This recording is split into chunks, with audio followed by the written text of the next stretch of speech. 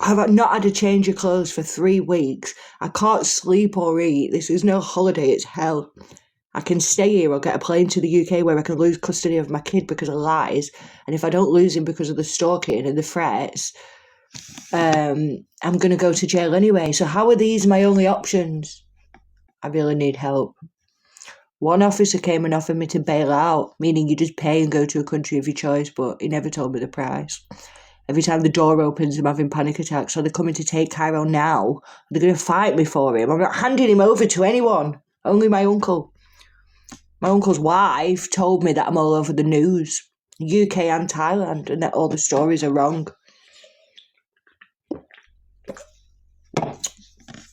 2 news reporters showed up at the jail for my story. I told them what I could through my tears, and they went on and spoke to my neighbours, my local shop pharmacy. They said everybody had good things to say about me, but I'm still being heavily trolled online, and that Claire is running an account and still getting information about us even in jail.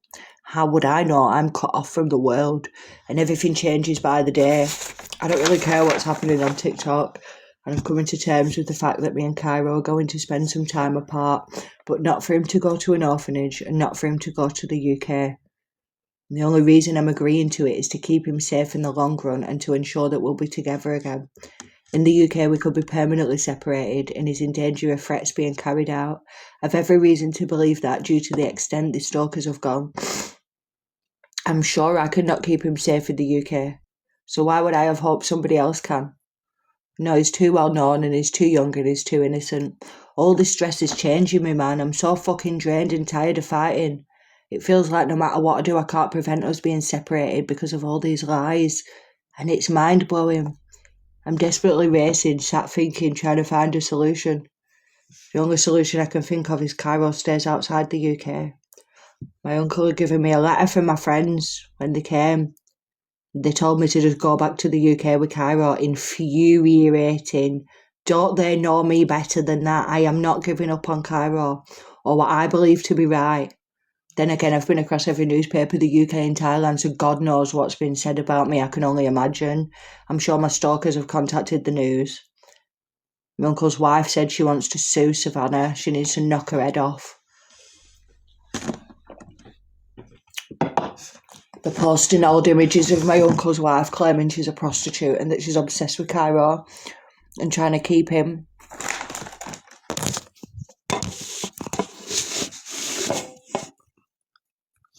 Oh, this fucking light is driving me mad.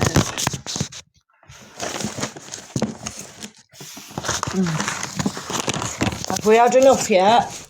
I've got fucking cramps. I don't know what I'm up to. I'm not giving up on Cairo or what I believe to be right.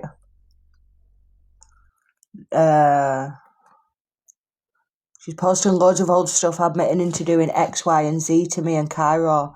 I hope they've kept copies of everything for me for when I'm released and deported.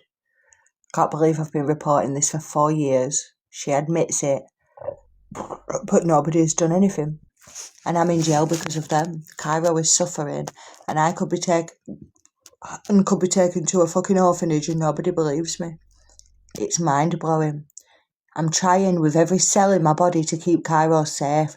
I could have been out of here weeks ago. I've chosen not to go until somebody listens to me and helps me. As hellish as this place is, I will not take Cairo to the UK. Threatening to take Cairo to an orphanage is the wildest thing I've ever heard. Especially when my uncle's fighting for him to go to them. I can't relax. I cry all day. I spend all night staring into space, banging my head off the wall, trying to find a solution to this. I know if this happens, if they try to take Cairo to an orphanage, I will lose my shit. And then I really will be in big trouble. Nobody's taking Cairo to an orphanage. I've sacrificed, suffered and sold my fucking soul to Satan to keep this kid safe. Over my dead body is he going orphanage. Cairo's got deep cuts on both sides of his face and all on his arm, where that Cambodian kid has grabbed him and ripped his face open. There's cameras, but nobody cares. The officers don't care. Imagine what could happen to him in an orphanage when I'm not there. I yelled at the mum and the kid who scratched him. She shrugged her shoulders at me, and when I approached her, she pushed me, so I headbutted her. I told the kid if she touches him again, I'll smack her ass. So I headbutted her. I told the kid if she touches him again, I'll smack her ass. I hate bullies. I can't relax. I'm planning how I can stop them from taking Cairo. I don't need these fucking kids scratching his face up. I've fought this long and hard and will not stop now. I'm shocked at the lack of support, you know. The guards laugh when I ask them anything. When I speak to them, can I use my phone? Can you give me information? Why am I here? I've cried so much my face is swollen like I've been stung by 1,000 bees. The thoughts of what could happen to Cairo is keeping me awake. It's making me sick. He's asleep next to me on the fucking floor. I got some paper, so I've used Elastoplast to tape pictures I've drawn to the wall. I've written some nursery rhymes, it covers some of the shit up. But Cairo's regressed so much in 3 weeks, I'm worried how long this is going to go on. No one speaks English in here. So if we have to communicate, we point and do sign language, and Cairo's reverted to doing sign language and pointing rather than speaking. It's not good. And also, the fucking Cambodian kid has taught him the middle finger. And now he does it to everyone. I've told him it's bad, but he won't stop. And what can I expect? He's locked in a filthy fucking cell with horrible people. There's no socialising, no toys, barely any light, no stimulation at all. I've given up asking to use my phone now. I'm sick of being ignored. The guards don't speak English anyway. It's impossible. My skin's burning, neck to ankles. I'm full of open sores. I think it's scabies. I can hardly move. It burns like fire and it's so itchy. I've got boils on my bum and on my back. My feet are broken and Cairo's big toes swollen red. The skin's peeling off and he cries. In the medicine bag my auntie brought me was Bactacin, a cream for infected skin, but it's not working. I've been asking for a doctor to come and look at his toe, but nobody comes. I don't care about my burning skin or boils. I only care about his fucking toe. This place is outrageous.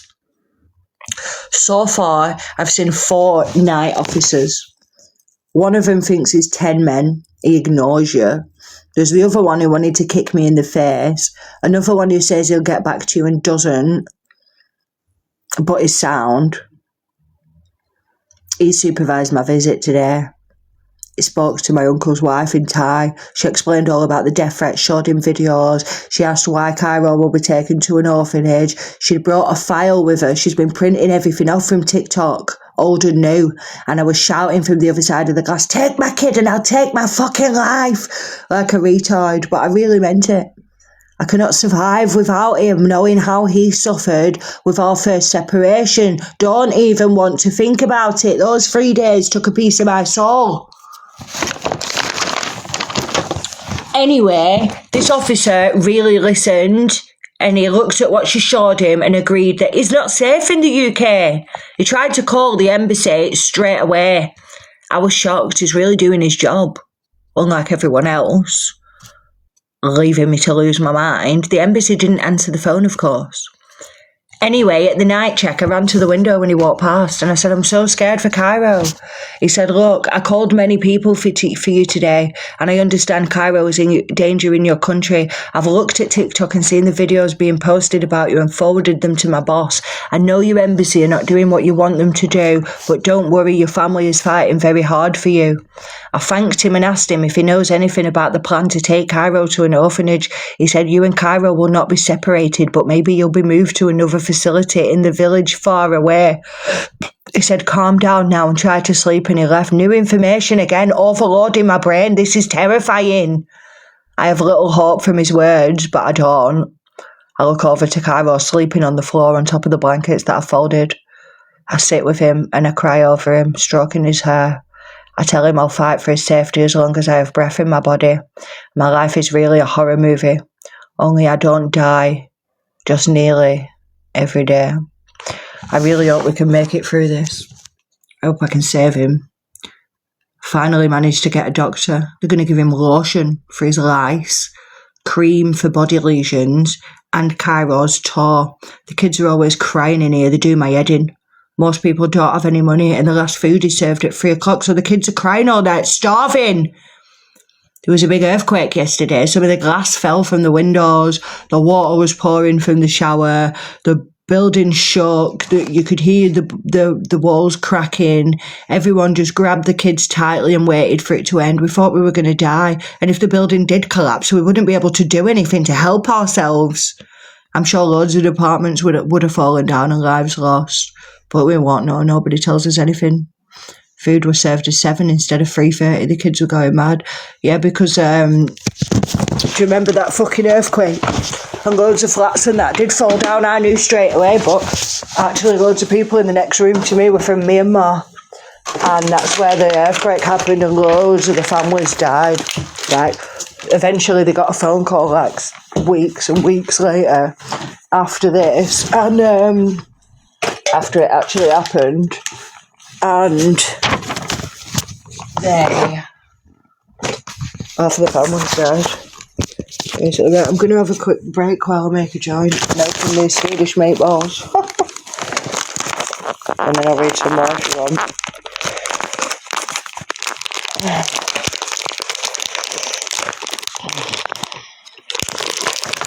I've kept a lot of it out. I'd have to read the original diaries, but I was just like, I'm going to do this and that to these store clips. I'm going to do this, I'm going to do that. Also, Kyra got another infection that I won't discuss. Well, I will discuss it, but it freaks me out. When we used to shower in the prison, Kyra would take off his clothes, obviously, and he would slide along the floor, but the floor was tiles, and the tiles weren't joined properly because they'd been there hundreds of years. And they weren't joined properly.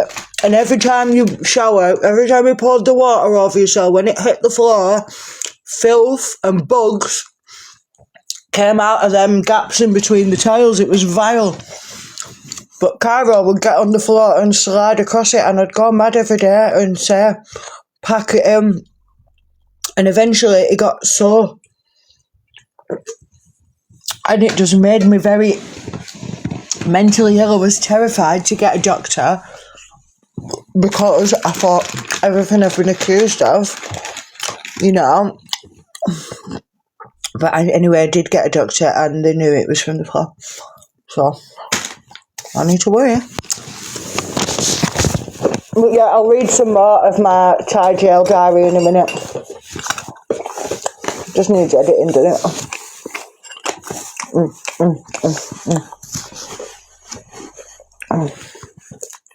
Has what been proven?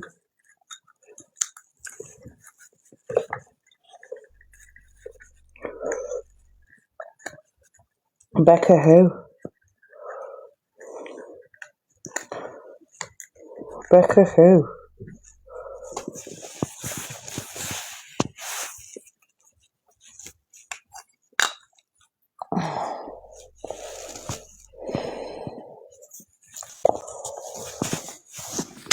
Hi. Hello. Hi, I was speaking to your friend when you was away and she said that we were going to speak when you came home. Yeah, not probably best to do it on a live, but I would yeah, no, definitely, yeah. I was just checking in and I was a bit shocked. I didn't know you was home already. Yeah, I've been out for a minute, just obviously I'm just going through all my... See, I've got all my videos from when I first went to Thailand and I documented the stalking slightly. So, but I've documented my life and a lot of people haven't seen the reality of my life because I kept losing accounts and just starting again. So I'm just going back to the beginning and reposting every video. I've got about 800. So I'm just giving people like an insight into what my life really was like and how long I was dealing with this stalking. Like, I don't think people understand. It wasn't a joke. It wasn't a bit nasty messages. It wasn't just about pissing on a picture or any of that. It was a lot deeper than what a lot of people chose to like believe on social media, and it ended up ruining my son's life. Of course, but obviously, like, that's your main focus now, isn't it? Like, obviously trying to get reunited with Cairo. It is, He's not allowed to go back to where he is, like, with your bail conditions. Nothing to do with bail conditions. I just can't go to Thailand for a while. Yeah. Difficult. And you do not want him to come to the UK now? I'm not sure yet what's going to happen. I'll talk to you more off live. I don't really want to get into it. I know. Yeah.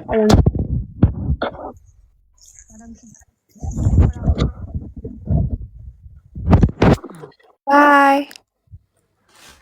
Bye, love. Message me. At what point do you take accountability for what's happened in your son's life? As I say, you know, I have a lot of guilt for even having him sat in prison and refusing to come back to this country, but I can't take responsibility for why he was in the prison because I bought a visa. My visa was cancelled because of malicious allegations. And I'd tried for 4 years to stop these malicious allegations ruining my life, and I'd had no support with that, and I'd been called a fucking liar. So, you know, eventually everything that I'd begged for help to prevent happening happened. I didn't think it was even possible that fucking strangers on the internet could have me put in a Thai jail with my kid. But let me tell you, it's possible. Because it fucking happened to me.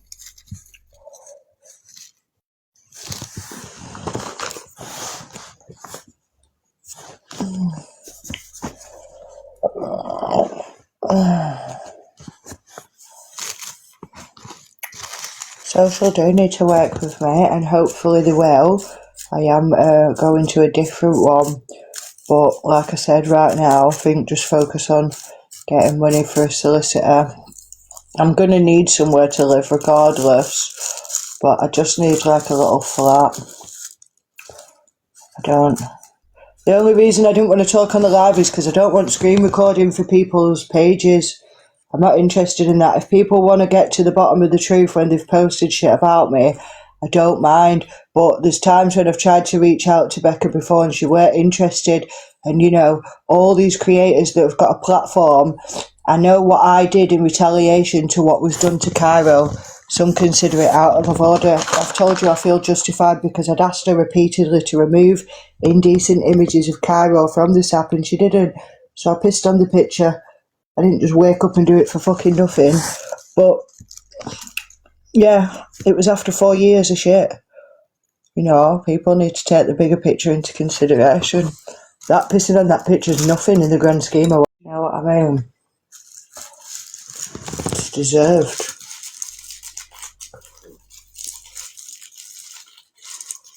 Targeting innocent fucking kids. You know what? I could have come out of prison and been everything I'd always said I was, and believe me, I've got it in me, but again, I lose if I do come out and get revenge or seek personal justice or anything, because I won't get Cairo. And it's not about me, it's about him. Oh. Owie. Oh.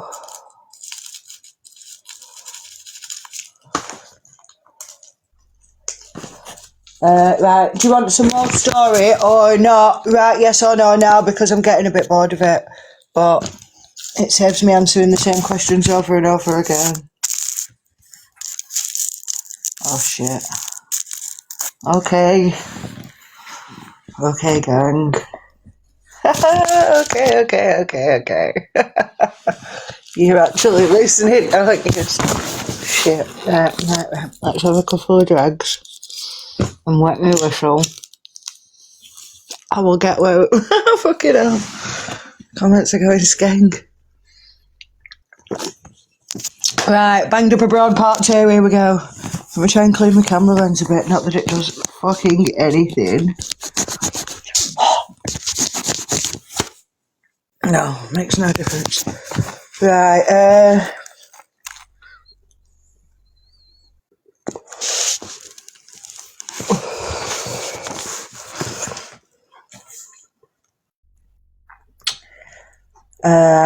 everyone grabbed the kids and waited for the earthquake to end. It was horrible. If the building collapsed, we wouldn't even be able to help ourselves. I'm sure loads of apartments are going to have fallen down and people would have died. This was a big earthquake, but we're not going to know. Nobody tells us anything. I guess this week it's going to happen. The orphanage. I'm so anxious every day. I vomit every time I think about it. I've got a million thoughts of how to keep him away from whoever tries to take him, but inevitably all options are going to traumatise him. It sounds fucking unhinged, but I'd rather him remember me fighting than not. Like, he's going to be traumatised anyway from the separation, right? I'll fight to my last fucking breath. These fuckers about to fuck about and find out. I'm sickened. My efforts have been for nothing. We'll be separated. It's killing me. She's not going to remember any of our adventures and the bond we have. The love we share. It's making me ill, this. How can I stop it?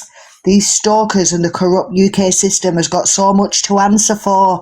I hate that fucking country with every single ounce of my soul. I'm ready to denounce my citizenship.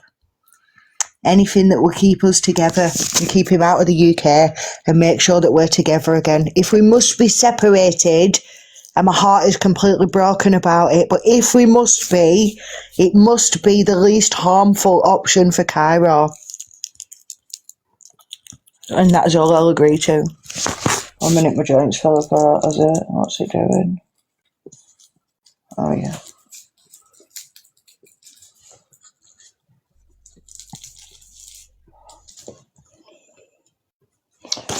Right. Least harmful option for Cairo. My friends are not helping either. Telling the embassy to get me back to the UK. They know what we've been through.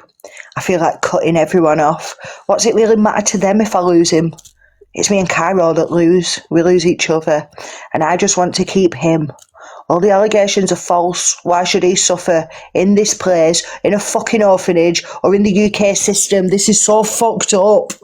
I can't help but hope there's another earthquake and the building just collapses on us while we're sleeping peacefully in each other's arms. I feel like that's the only way to make sure we remain together. But that won't happen, and I will never hurt a hair on his beautiful head. I hope this adoption can go through then.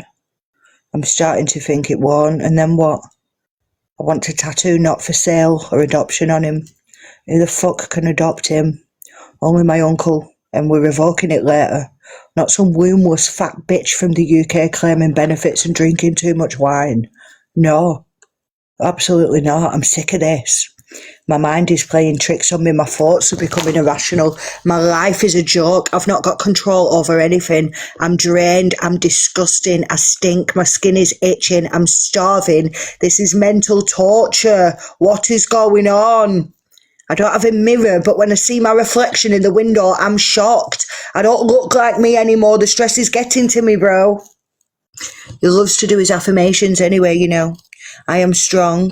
I am brave. I am smart. I am fast. I am loved. I am beautiful. Yeah.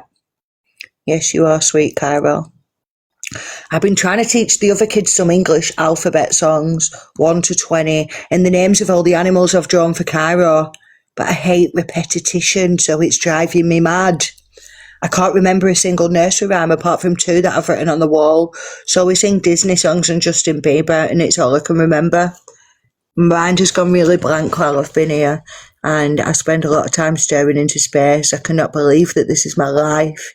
Having to choose to stay in jail because if I go home, God knows what can happen. What kind of fucked up shit is this? I've watched Cairo sleep for so long. I'm trying to draw him, but I keep crying on the page. I feel like I'm thingy idle at the moment. The thought of him going in an orphanage and that is making me low. We had a dream life a few weeks ago. I really can't process how this is happening. Time is ticking and no one believes me. I cannot contact anybody for help, support, references. I just have to sit in this dark, infested room all day watching my son regress and be bullied and wait for him to be dragged away from me.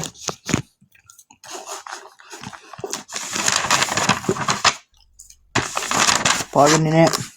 3 weeks now I've been sat in here, festering, It's enough to make anyone question the worth of their life, right? Why does my life hurt so much? Why can't I just love my baby? I love him so much. I can't cope. I'm not giving him up. He's not going to an orphanage. My heart is shattered. I never should have brought him here. Another day. Tomorrow's Monday. I have a horrible feeling something will happen with the orphanage thing. I know my embassy probably didn't come last week to witness whatever bullshit they're going to do to get him off me. I just want Cairo to be safe. Is that really so much to fucking ask? And not to go to an orphanage, either to my uncle or with me to another country. Why else am I still in this hellhole full of scabies and lice? I could have left after a few days if I didn't care what happened to Cairo, but I do. I always will. So let's hope I get to see a lawyer before they try to separate us, because from what my uncle's wife said, it's the embassy that can release Cairo to them, but they're refusing over box ticking. They think I'm going to give in and fly him back to the UK, but I won't. This feeling is so disgusting though, but I will not give in. What can I do? I'd like to say one day we'll look back at all this and everything will be alright for us. But right now we have one battle after another and then a war. And there's no sign of peace on the horizon, unfortunately. I have to fight to get Cairo out of this jail. Go back to the UK, go to jail, get out of jail, go and beg social services to help me bring Cairo back. How long is all this going to take? I don't even know how long I'm going to be in jail in the UK. If today, and really today could be the last day that I spend with Cairo. It's 6 o'clock now. Cairo's just seen me get... Oh yeah, I remember this, the crayon.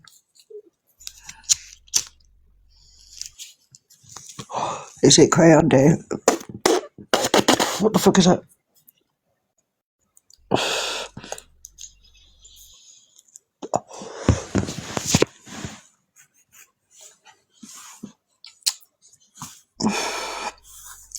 Cairo's just seen me get the book to write and wants me to make him a paper aeroplane. Okay, I've done it. Today is like, you know when you go to see someone in hospital and you know that they're going to die and you know you're not going to see them again. So you study them. You try so hard to remember every smile, every detail of every crease, of everything about them. That's how today's going. I'm so empty and broken. The guards asked me how my skin is. That's weird. Then they started talking in Thai. I've no understanding of what they said. But my paranoid mind translated that to meaning tomorrow it's going to happen. Oh God, they're going to come and try and take him. When the food came, I asked if I can order. The guard rang someone and asked if the English girl can order. They've never done that before. Everything's giving me anxiety, but how can I know until it happens?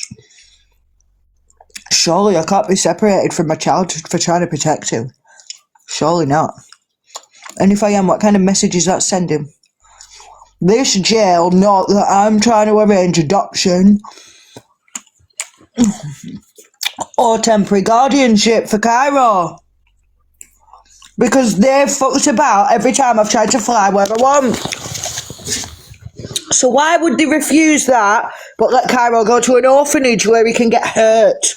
It makes no sense. Orphanages are for orphans, but I am Cairo's mother and I am willing to care for Cairo under any circumstances, but not in prison. I'm so numb and in shock. I'm horrified at all this. It's making me weird, being on edge all the time. Surely if I'm so determined that I will not take my child to my country because of death threats, which I can prove, and I've sat my child in this hellhole for a whole month, surely they can see that I'm serious. Shit, I'm joking.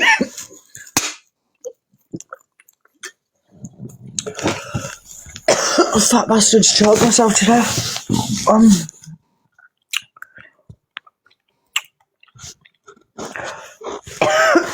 Understand the severity of the situation is real and no, this isn't a fucking joke. Nobody's ever listened to a word I've said about this stalking. Not the police, not TikTok, not social services, nobody, and I don't get it. All I've done is be honest and document it. It's 9 PM now. Cairo's just fallen asleep. I feel like he's been all work today, but he hasn't. I'm just not present. I'm in a daze. I'm in fight mode. I'm preparing my strength. What am I going to do if they come to take him? I'm not handing him over. Do I tool up? Do I fight when they try? I'm talking pen in the eye and kicking the jaw, not pushing and shoving. I'm talking get your fucking hands off my son. I've only got flip-flops, a small broken mirror and a pen, but that'll have to do. Is there any way for me to stop this from happening? I don't want him to see me like that. Why the fuck would they take him? Those Malaysians have been in here 40 months for kids and they kick fuck out of them every night. I don't understand why anybody wants to separate me and my child while these fuckers live like this. I'm being punished for loving my son. I don't want to fight anyone or do any crazy shit.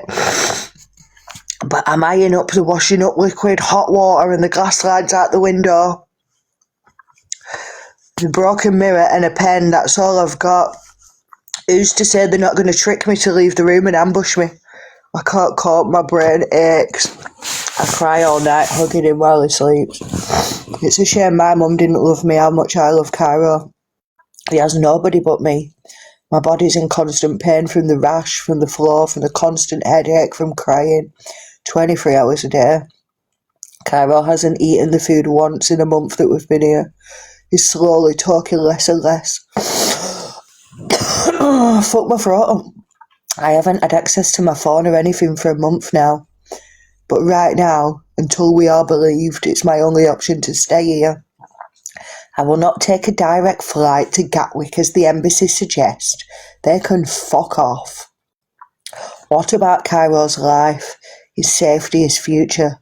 Fuck your case. He deserves better. So much better. Another day. I woke up to the Afghan kid screaming. They shower every day at 6 in the morning. I saw the clock at 6 o'clock. I saw the clock at 5:30, so I've only been asleep 20 minutes. I told them, don't you do that again at this time of day. I already can't sleep. You pray at 3 and 6 in the morning. If not the nightmare, the cold wakes me up if I do sleep. Or the squeaky fucking food table when it comes at 6 o'clock. No need to shower a 2-year-old when everyone's asleep. It's not like we've got anything else to do all day. Do it another time, you dickheads. They just served dinner at 11 a.m. Mouldy boiled courgettes and mouldy veg in oil water. No thanks. Hard lumpy rice with rice seeds, ants and cockroach legs in it. It's disgusting. Sticks to your mouth. Where's the fucking embassy? He said they'll come weekly.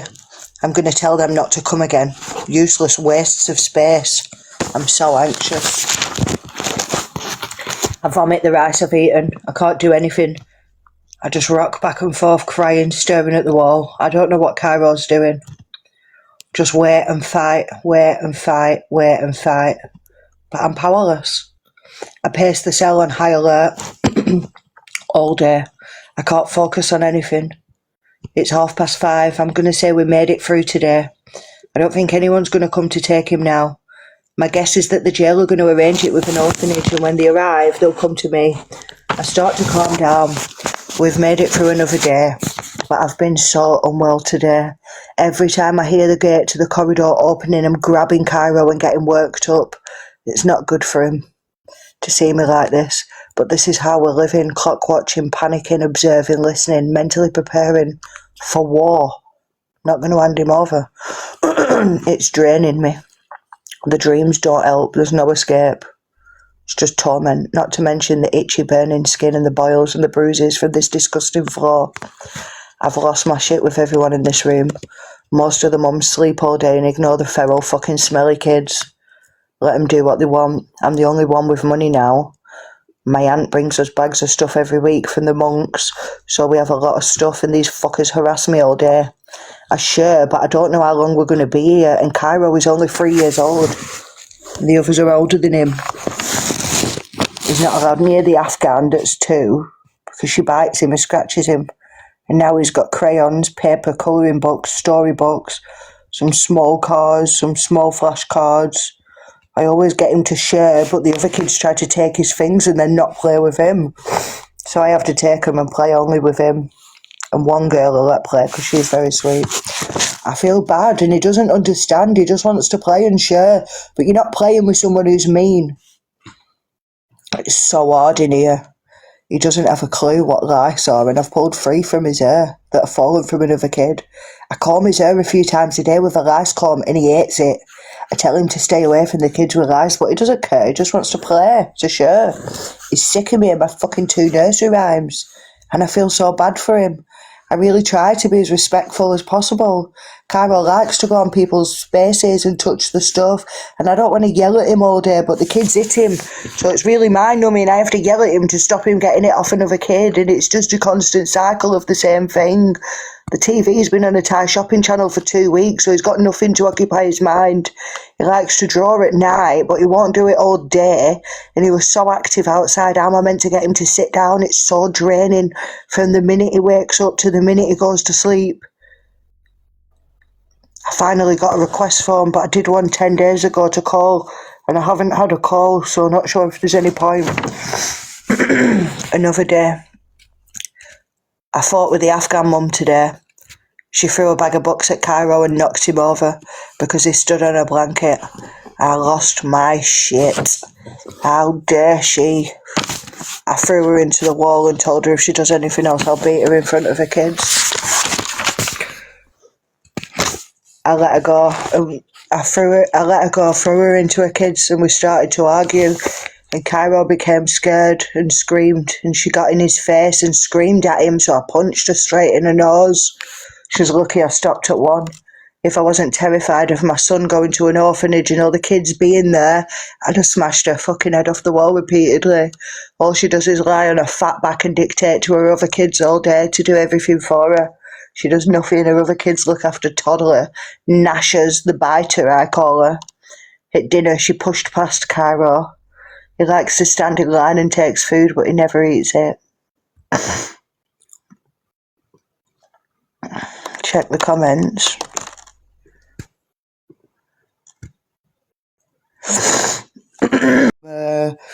Thing is for me, what's it called? Like where you send an email to him and ask him to work with me. We've done that to a few places yesterday. So we'll see. We're trying a different area, social services now as well, because that area is just, Blackburn's just a load of shit. So fuck Blackburn. I'll try a different area. Blackburn's actually known to be one of the worst social services in the country as well. I've witnessed loads of bad shit with my mates who've lost the kids. My mate lost a kid, and the judge ordered that she had a kid back, and they gave it back for 2 years after the judge said. So I shall have fucked in Blackburn. Do you know what I'm loving though? I am loving. Shall we have a sausage butty? I'm not eating enough since I got out of jail. I need to make sure I'm eating as much as I was in jail to stay fat. Anyway, I forgot what I was saying now. Oh yeah, thanks to the comments. So, I'm on the social services side of TikTok, but like I've never been on it before. Usually I use hashtags. If you've noticed, I've not used a single hashtag because I'm just recapping. So I'm not trying to promo my videos in any way. They're just there for if anyone wants to see them. They're pretty much in the right order. There might be one video that you see. I think I posted one of his birthday videos too early, and then I've gone back to there's one of him swinging on a swing on his birthday. That shouldn't be there. That should be further up. But little things like that. But apart from that, they're all in the right order as they are in my phone from years ago. How many boxes did you munch in prison? A few.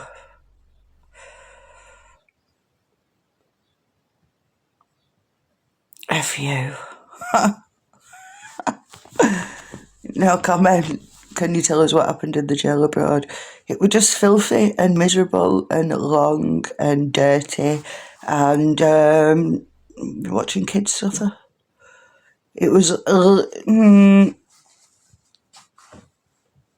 I'd rather go and scream free than live that again.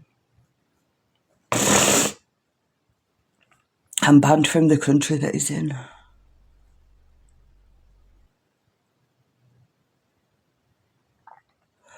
It's an immigration prison. They've got them in jails in England as well, just completely different circumstances. They'll have beds and TVs and actual human rights over here. Did you make a shiv? No. Did I feel like I needed one a couple of times? Yeah. But I didn't make one.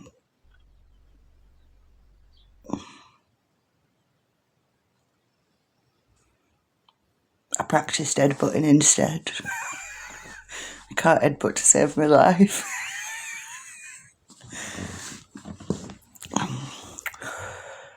Right, for the 1,500,000th time, I'm going to say this. When I left Cairo in Thailand, they did not want to accept him. It took ages for them to accept that he was staying there without a guardian. And then, when I've come back to the UK, because I've gone to jail, it stressed people out. And now Thailand government are happy for Cairo to stay there and are not bothered about sending him back, which means they're not going to help me. They're not going to say to my uncle or his wife, you have to put him on a plane, and they've got Cairo's passport. My uncle hasn't got it. So in November, when I went to prison in September, I couldn't get out. I've been speaking to Cairo on the phone every other day, sending him money, whatever, speaking to the woman who's looking after him, no problem. The day I came to jail, couldn't get hold of her anymore. Numbers didn't work from the prison phone. So it took September, October, November. In November, I lost my mind because it made me very unwell, the whole thing. So from November, I rang social services from the office phone in the prison. I went that mad they let me in the office to use the phone because they put the social services number on the prison phone, but you have to press a number to get connected to a certain department. So it didn't work. Sorry, I've got a blocked nose, leave me alone. So I kicked off and they took me in the office and I got to use the office phone. I rang social services, and it was the guy that I spoke to when I was in Thailand, and I rang up asking for help. I posted his details on here once. Anyway, I spoke to him, I gave him the details, I told him, I want Cairo back over here under any circumstances. I'll pay all the flights and everything, but I want him in this country because even if he's in foster care, at least if I see or speak to him, it's better than him being out there while I can't see or speak to him.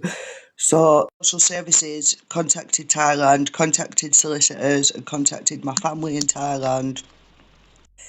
And they came to the conclusion that Thailand's not bothered about sending him back. My uncle's wife wants to keep him, really. So to get him back, I have to get a solicitor in Thailand to revoke the power of attorney that I signed, so that then can get a court order to order Cairo back to this country. Nobody can go over to collect him. He has to be brought from that side to this side. So that's what we're working with now. So I've been reaching out to Thailand to see if they want to do any assessments with me via video call. They're refusing to get back to me. And the UK social services are also refusing to get back to me. So now I've spoke to a solicitor on Friday last week, and the solicitor said I need £600 on the file. And that's just for consultation and like information on the file, and that needs to be topped up regularly. So I'm just trying to save money. I've saved 180 quid since Friday, so it's not going to be a quick process. It's going to take fucking years to sort this out, and it needs to hurry up. I'm thinking of selling a kidney or skulking round street corners. I don't know, just the quickest way to get the money that I need. Without making everything worse. So I don't know. So if you see me in some town far away, in heels, leave me alone. Maybe he's better off. He is better off over there with her than in care over here. But it's not right for him. The deal was never for me not to be in his life. So if we can't communicate, if I can't speak to him, see him, then it's not appropriate. I'm speaking to him at the moment, but yeah, I'm not going to be leaving him over there forever. But if it's the only way to like win, if you will, is to like, Because I can go back to Thailand at some point, just not just yet. But I can go back at some point. But I don't want to wait that time without him. I'm saying to be back here for Christmas, but it's not looking likely at all. If I could make the money quicker, maybe it'd be more likely, but it's not looking likely at all. And when I came back from Cambodia in 2018, and I started to fight for my kids, I told you, I found all the paperwork from that court case on my phone the other day, all the statements and that from the court case. If I what? I don't know what I'm saying now. Signed him over to get out of a Thai jail. My uncle, I can't really give you too much information. But what I can say is my uncle's not with my son anymore. He's left him with his wife. My uncle's over here. And that's all I can really say about it.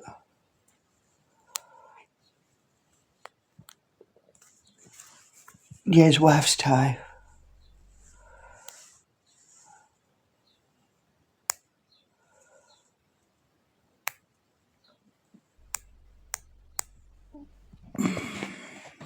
We'll figure it out anyway. Do you trust the wife? No comment. There's no language barrier when I moved because a lot of people speak English in parts of Thailand. He is my actual uncle.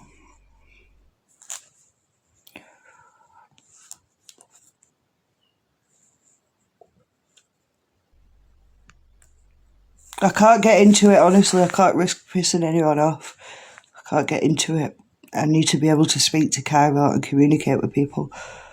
When it's all said and done and he's gone, I'll give you my half of the story. To be honest, the way she's gone on, I'm sure that she'll come to TikTok at some point, the fucking shit she said. So I don't know, but I can't say anything else. That's it. So let's move on from the topic. Because you can't draw me out. It's serious. It's for Cairo's protection. The only reason I'm doing anything is so he's alright. Certain things I can't discuss. I said I was speaking to him daily. I am speaking to him, but not daily. Just as and when, really. There's no set day or time, just as and when. I can't answer any more questions.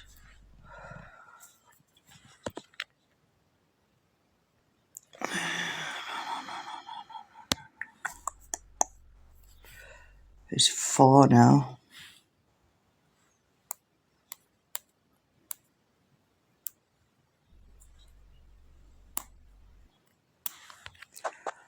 Thought they changed the number. Don't know what you're on about. How can you leave him with someone you don't trust? I didn't. I left him with someone I trusted. He changed the, he changed it. You right, Jamie?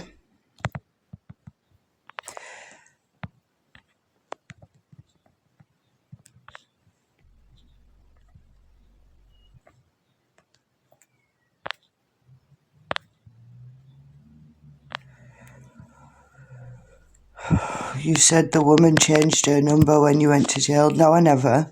The number's never changed. The numbers don't work off the prison phone.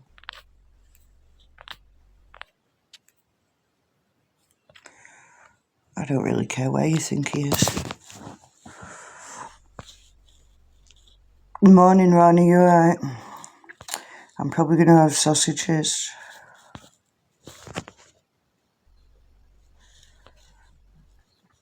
Would you do out differently if you could go back? I probably would have not paid my rent and his school and got us a flight somewhere, but that's it. I didn't feel like I was on the run because it wasn't from my charges. My charges were never a problem. If I made it to 2030, the charges never would have came back out. So they wouldn't have been hanging over my head, so it wasn't a big deal. Can't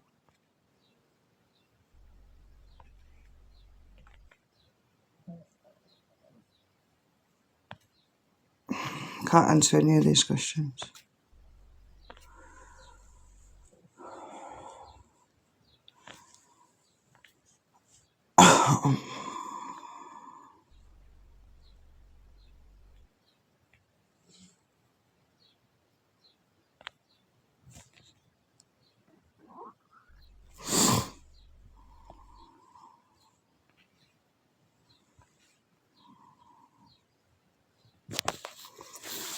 Yeah, I did, yeah. How many sausages? At least 4.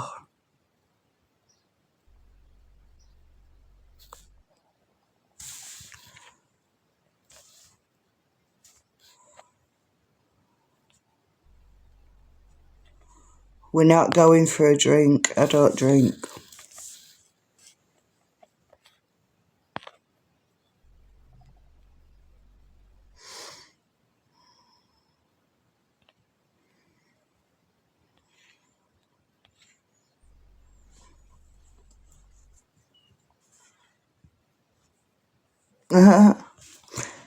That man-made messaged me yesterday.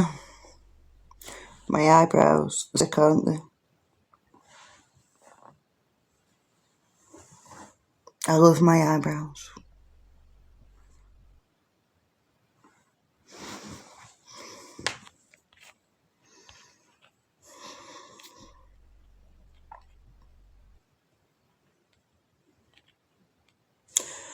Do you think if it were for social media, you'd still be out there? Well, the question is, I wouldn't have survived there at all without social media because I needed the money that I made off the account to pay for my lifestyle there, for my bills and my lifestyle.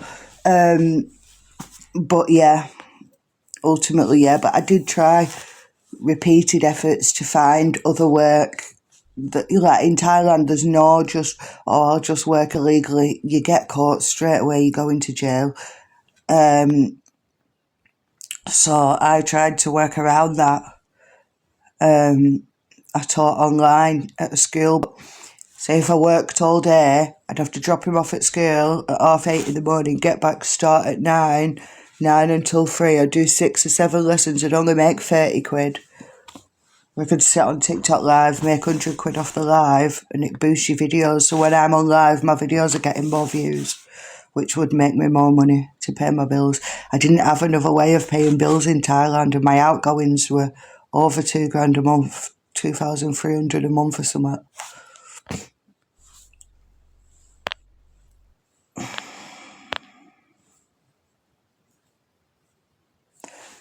I was in jail with Amy when she was really ill. She didn't get out of bed for like 3 months, coughing up blood and that, had all these lumps and doing it. Speak to Amy all the time.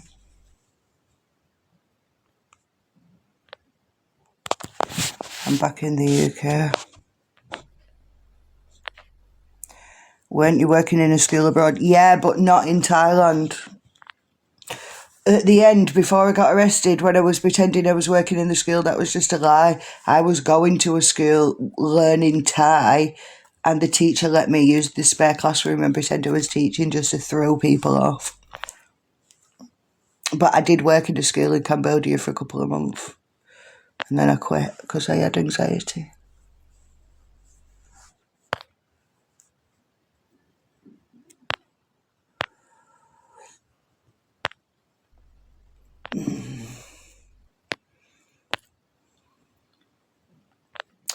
I ruined his childhood. I say he's got some sick memories. He didn't deserve to be targeted, sexualised or stalked, and I think that's what we've got to focus on. It doesn't matter if I walk down the street in a miniskirt, I don't have to be raped. Same thing.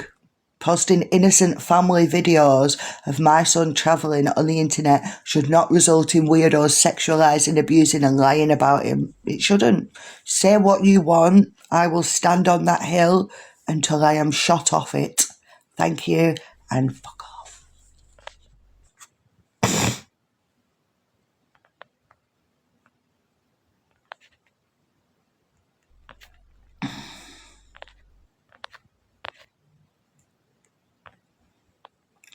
Can I ask why you still keep running with the same story? Probably because it's the truth, and I'm now reposting all the evidence of this story and the backstory and the videos of it while it happened. So can I ask you why you're stuffing your nose in something that doesn't fucking concern you, that isn't your lived experience, Suzanne Higgins? You look like you sit on your kitchen floor at 3 o'clock in the morning with fucking herbs and spices and a fucking voodoo doll. Do you know what I mean? Chill out.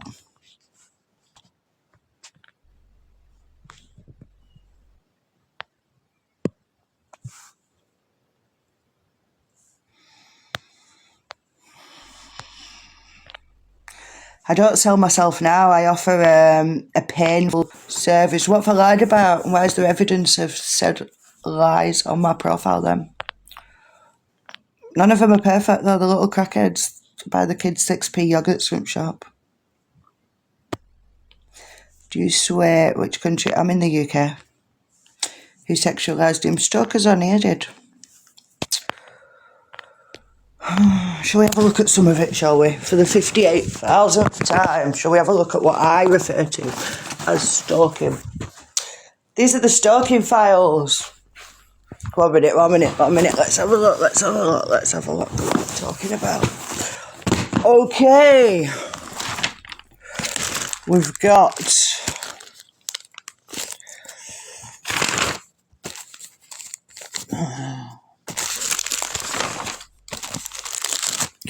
Let's read these witness statements.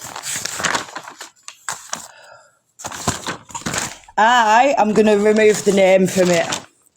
I hereby provide this witness statement regarding Ellis Matthews and the circumstances I have personally observed and experienced in relation to her situation.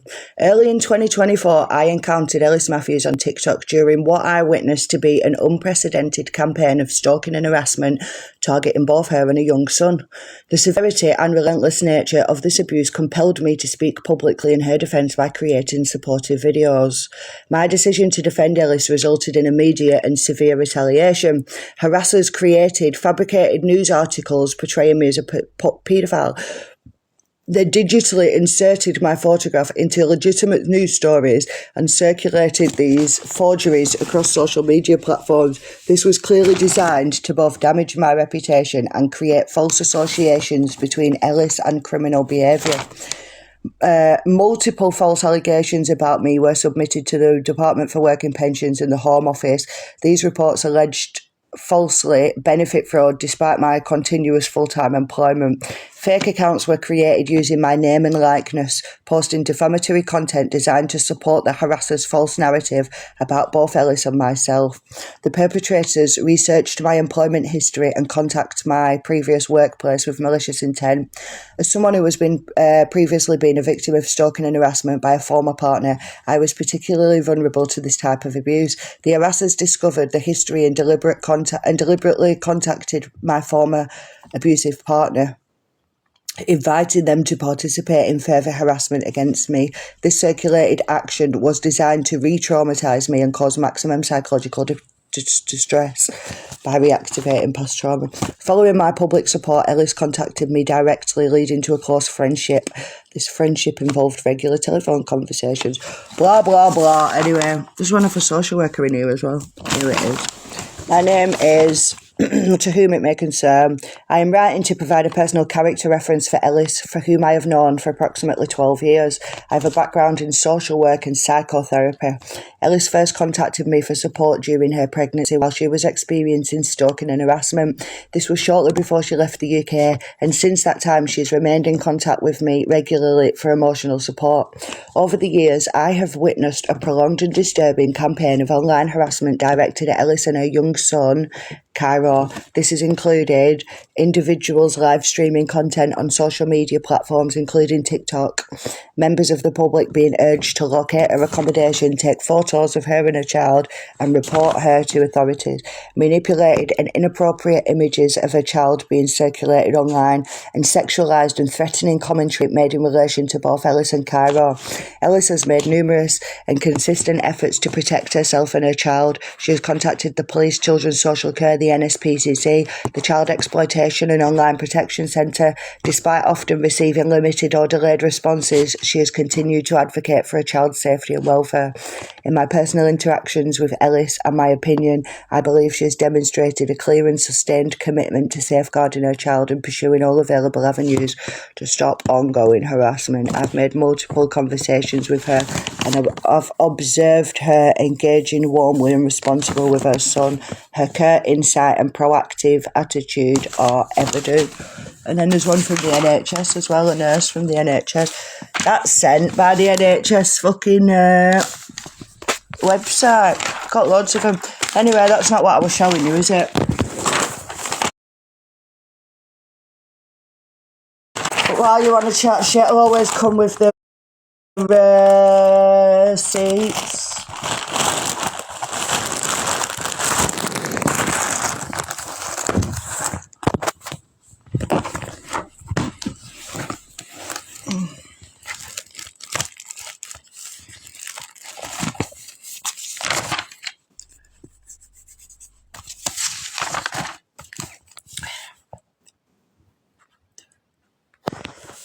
That's me in a live. That's the kind of comments I was getting every day. That's alligator. I can't even show that because of what it says, but it literally talks about my son being sexually exploited and abused. False allegations to the NSPCC. False allegations to my accommodation alleging that I was doing drugs. Missing posted persons for my child. Stalking my hotel with the fake accounts. RIP posts to my son, posting inappropriate images with my address, with my house. You were behind it all. Let's not be so ridiculous. How could I have time to do all of that and give my son the amazing life that he had? This part of this folder is like that thick. It's way thick. This is a whole fucking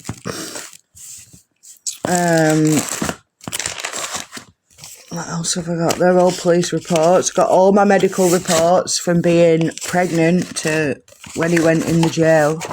Like everything. You can't tell me shit. There's not shit you can tell me.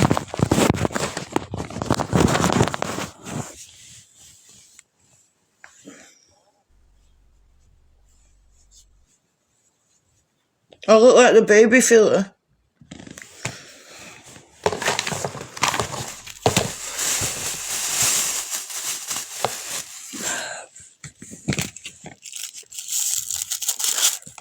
Yeah, I will get him back.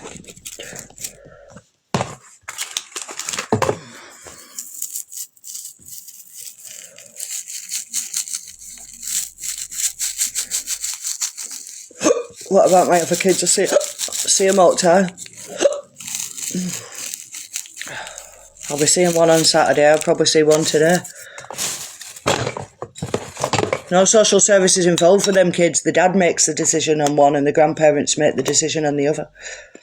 And both of them have been targeted by the stalkers as well. It's in them files. In fact, I was speaking... Well, anyway, I can't really get into it. Right, whoa, I can't keep up.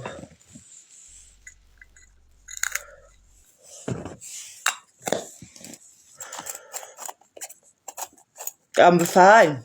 Just not being called a fucking liar by any weirdo on here. Oh, because you posted... Well, for a start, I never posted Cairo online. That's why there's no videos of him before that time. If you see them videos, that's really when I first started posting him. When I lived in Turkey, a creator off TikTok came over to my house and she threatened to out pictures of him. He'd never been posted. He was about 9-10 months old. He were walking. He'd never ever been posted. Only like his hand or his foot or something like that, obviously because of the stalking. And when this girl came over to my house, she went back and threatened to post pictures of him, so I just posted him. And that's why I only have videos from Thailand, is because I never used to really post him. I'd post like the odd picture of him just to take the control back from this girl who said she was going to post him. But I never posted Cairo until we went to Thailand, and then I realised it's so beautiful here. It's like, it's so nice that it'd be impossible to make day-to-day videos without him being in them.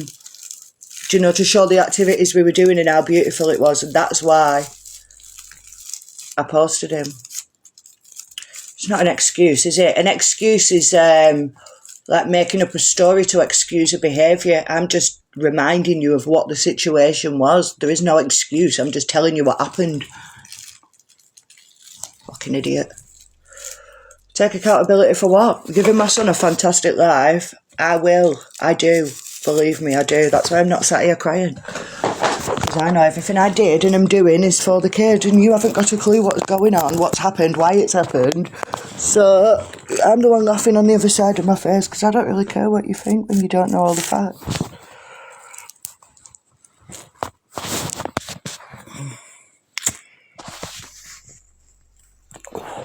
I went to jail because my visa was cancelled. The same way my passport was maliciously cancelled. He wasn't in care in Thailand. They tried. I didn't hand him over. When I got arrested, they tried at the police station to get me to hand him over to the orphanage workers, and I went mad and I went on live. Certainly wasn't handing him over to anybody. So stop talking shit.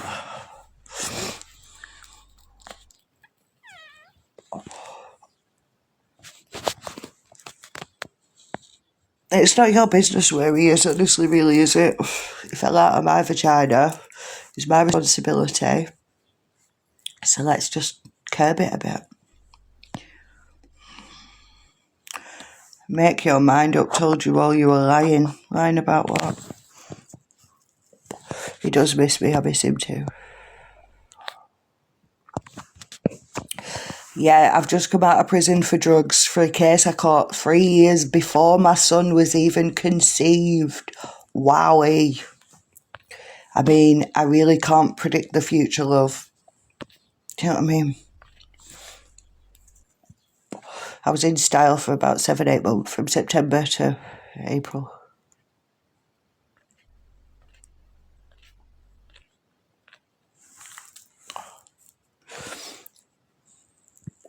It was weird, you're right.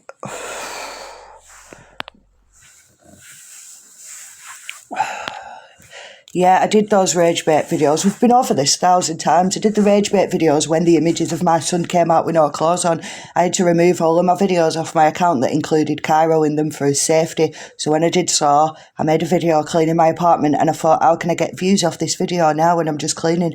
I know, I'll do a voiceover and rage bait. And I thought, if you're going to source images of my child, I am going to say that child's in an orphanage to protect him. And that's exactly what I did. And then I went off the comments and I made another video and another video. And I just used the comments to make the video. Whatever the comments said, I made the next video based on that. And I waited and I waited for the comments, and then I'd do that. That's all it was. And it worked. I got $8,000 in 2.5 weeks worth of videos.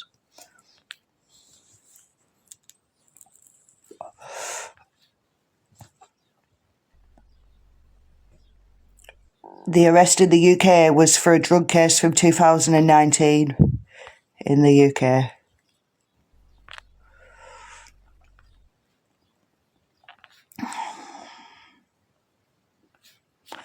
It's not scary going to jail. It's not the end of the world. Which jail? Depends which one. You can't remember your lies. Why don't you get in the box and politely ask me questions? You're not going to shout at me, witch doctor. I'm on about Suzanne Higgins, but if you want to get in the box and politely quiz me, you can, but you're not going to be rude to me. No, he'd take off his shorts when he was swimming, and I can't even confirm if he did have shorts on that day or not, because they've blacked out his thingy. Eventually, I will get a subject access request from that organisation, and I'll see the original pictures, but right now, I genuinely don't know. Money and views more important than your baby. Well, no, but I needed to pay the bills. You know how you need to find childcare and go out to work, or get your mum or your dad to help you for half an hour? I didn't have that. I had to find childcare and make money. Otherwise, I'd be awake all night making money when my son was asleep, so that then I'd be fucked the next day, so that I could keep the lights on and pay for his activities, his food and his clothes. I did the case, come back, it was always going to be there. Are you still in touch with... No.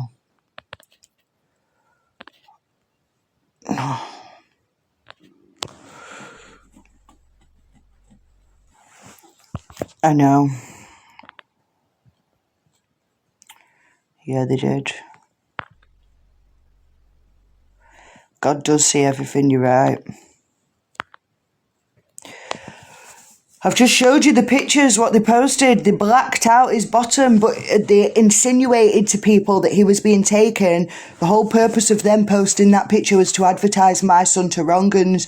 And the text over it says that I'm walking him around backpackers' hostels naked trying to sell him to predators, which wasn't the case, was it? We was on our hotel. Now, at that hotel, there were some kids that used to swim there, and they were Thai kids, and they used to swim naked.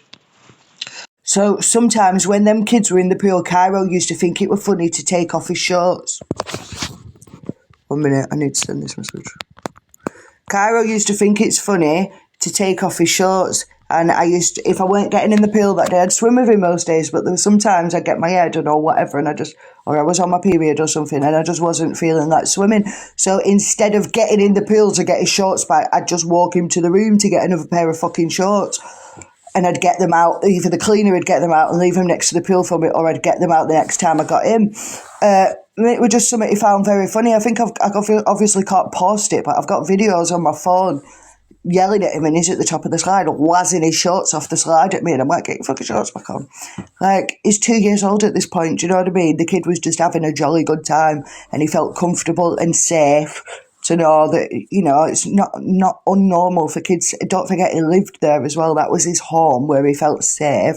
There's other kids they were about 7, 8, 9, 10, the other kids that were in the pool naked. So it was just a normal behaviour for him. It was a very small family hotel as well. So the picture is taken when we've left the pool and we're walking across the car park to the room, which is at the back. It's a 60-second walk from the pool to the room. It's a 60-second walk. But for some reason, some unknown predator has been stood in the car park and has taken 3 photographs of me and Cairo from behind. And then the stalkers have posted these images with Cairo's bum blacked out. If he were wearing shorts, he wouldn't need it blacked out. But why did they write that he was being sold to paedophiles at backpackers' hostels when they had contacted it was a human trafficking a child trafficking organisation who took the images of Cairo without shorts on, which makes this whole thing even bizarrer. But they came to my hotel because they'd been falsely contacted by these TikTok stalkers, and this person was so concerned about Cairo that they came to my hotel immediately. So they've give the narrative that he's naked when he could not be naked. I can't tell you if he was naked, but what I can tell you is at this hotel, sometimes he used to take his shorts off when he were playing with other kids. So I don't know. But it's taken a long time to get to the bottom of it. And to get that information, just get that subject access request, because I've sent 2 that have been ignored. Just to get that will cost me about $2,000. And right now, if I need to get it, if anything comes up in the Thai, like when I start speaking with them, if anything comes up that side about any allegations or anything, obviously I've got a lot of evidence anyway. But if anything comes up, then we'll obviously get into it. But I don't think they have any problem with it. The only thing is they accused me of malnutrition when he got out of the prison. He wasn't malnutritioned at all before he went in that prison. He was at doctor's about a few days before he went to the jail. So I sent him back. They said he's never ate meat. He won't eat because he didn't eat. He didn't speak and he wouldn't eat when he got out of the prison. But yeah, I just sent him all the records and just said, look, read all this. Nothing wrong with him till he went in there. Got video after video after video of him eating every day. Pictures of him at school eating and shit. So it's just weird extents that they went to where someone's at the box. Like I said, if you want to get in the box and ask genuine questions, you can, but I'm not going to be yelled at.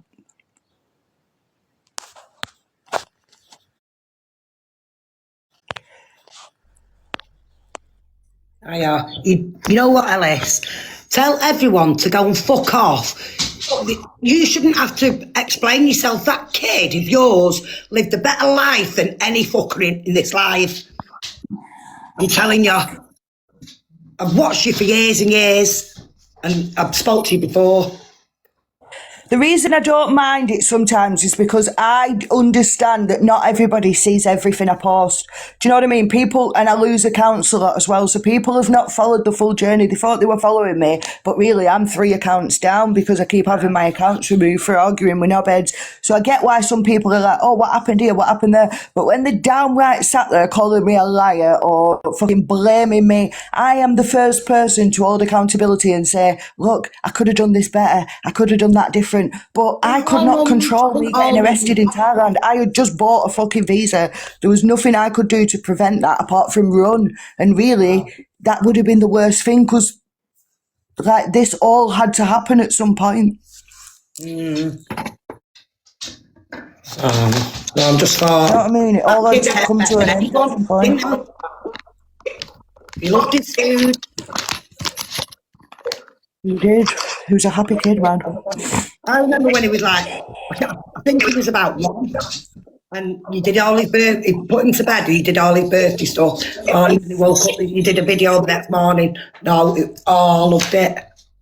He loved it. With his little, is it did you have a bag? How I do it this year. No Christmas.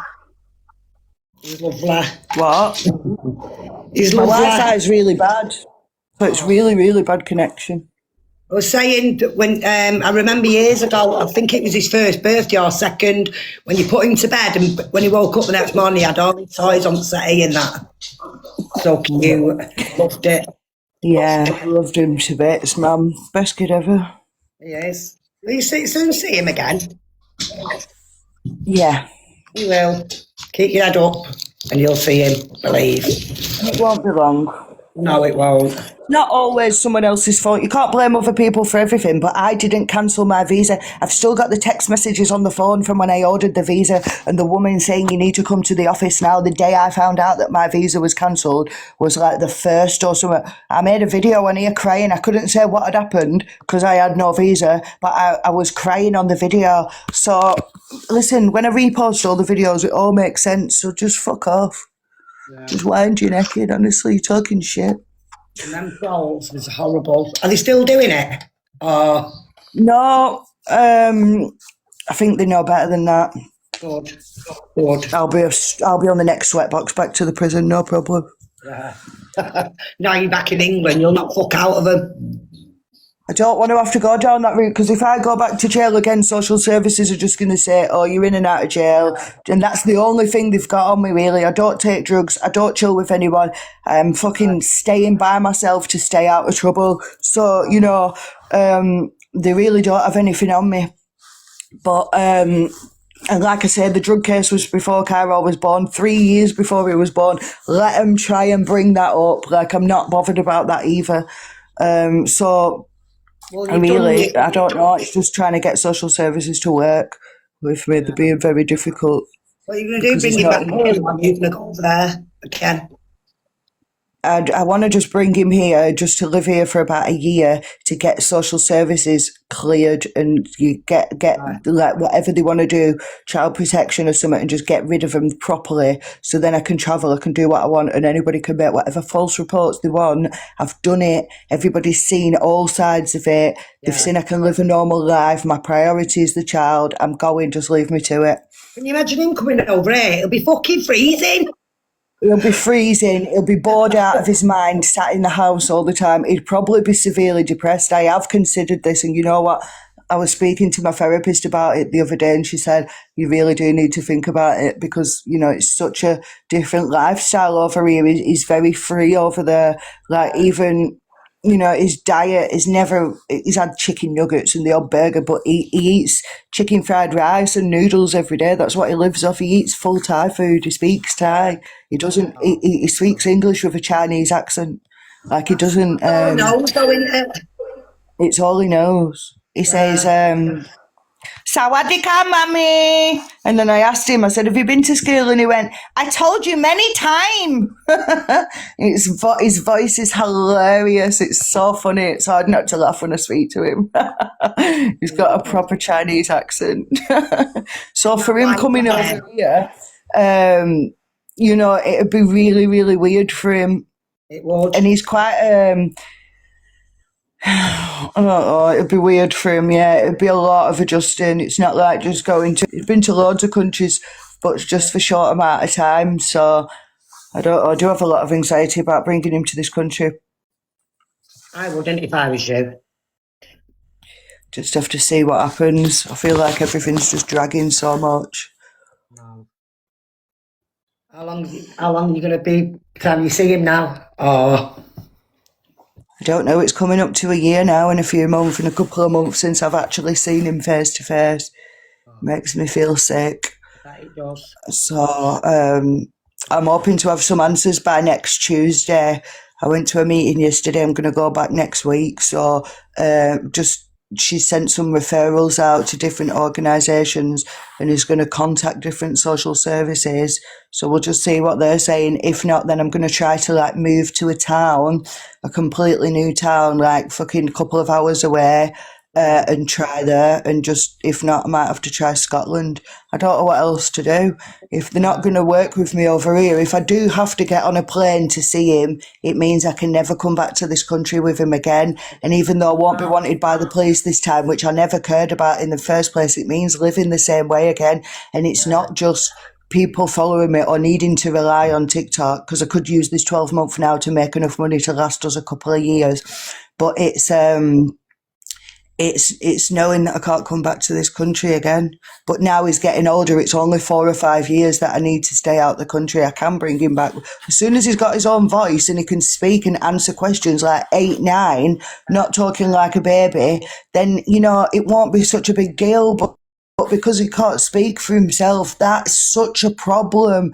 Like in all of this, if he could just say, this is what my life is like, this is how my mum cared for me, this is what school's like, it'd be a lot easier. But because he has no voice, people are making assumptions based on false allegations and the extremity of the situation, which is I've been sat in a Thai jail. I got back to the UK and I went to jail and no one in Thailand knew I was going to jail. I didn't lie, I just didn't tell anyone about it because I knew if I told them, they'd make sure that all the authorities were waiting at the airport for me.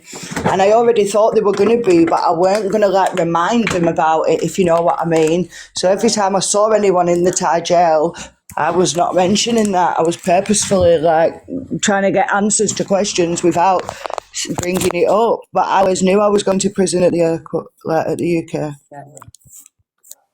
Well, anyway, you've done it now, haven't you? So, done it. The hardest part is done. This is it now, but I mean, I'm in limbo. The longer it goes on, I'm in limbo. I've got nowhere to live. I'm sleeping on someone's couch. I'm trying to make money to save up, but life is fucking expensive in this country. Oh my God. I bought shopping 2 days ago, set 65 quid in corner shop because I couldn't be asked going to Tesco or something, and it's nearly gone. I've got about a packet of sausages left. Do you know what I mean? It's not cheap to survive in this country, to live in this country, and the amount of money I've got to save is actually shocking. It's disgusting. And I'm sat on here and I'm missing work messages. I need to just answer these messages.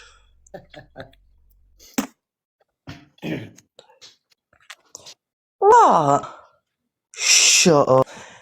Hi, mistress. What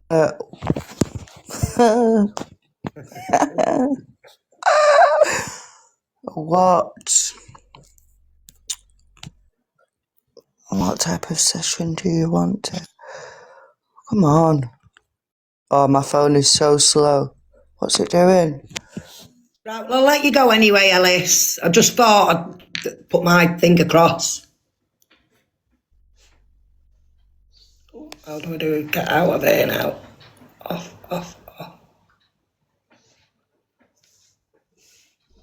Phone's doing it, or is it coming back? Thanks very much, sir. I'll send you a follow. All right, then, Ellis. I can't get out. I don't know how to do it. I think he already followed you. See you later, babe. I followed her back. Is it done it? Oh my God, what is going on? Right, one sec, let me send this message. Where's the message gone? Oh, for fuck's sake.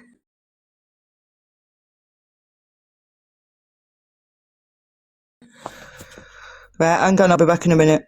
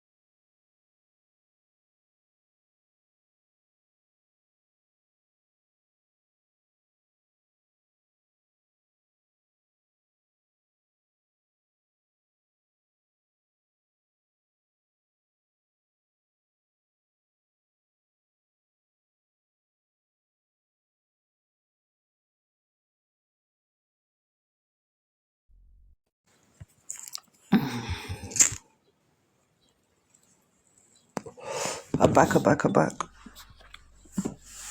I've got mad stomachache.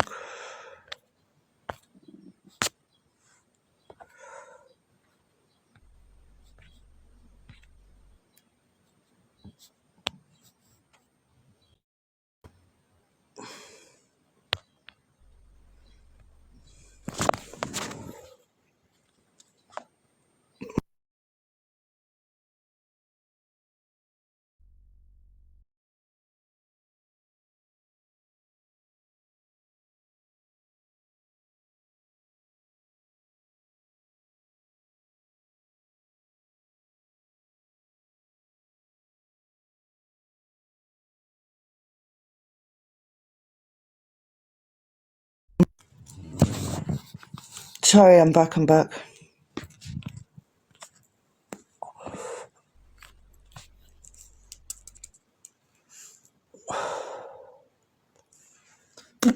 What for made up stories about? I'm not going to argue with you. I'm only even asking while no one else is commenting. What's Melissa Jones doing? Shouldn't have run away.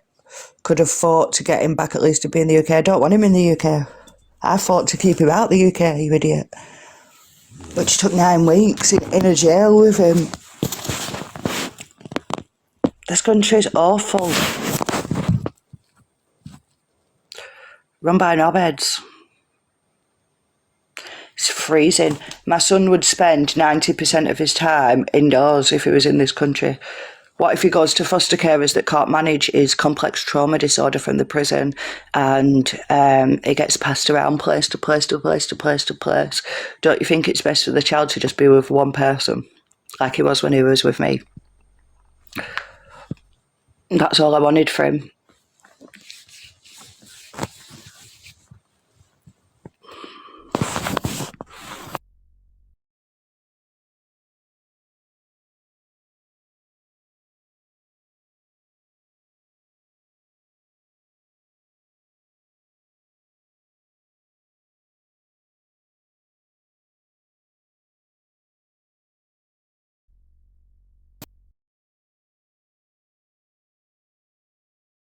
You will always be in trouble. Shut up.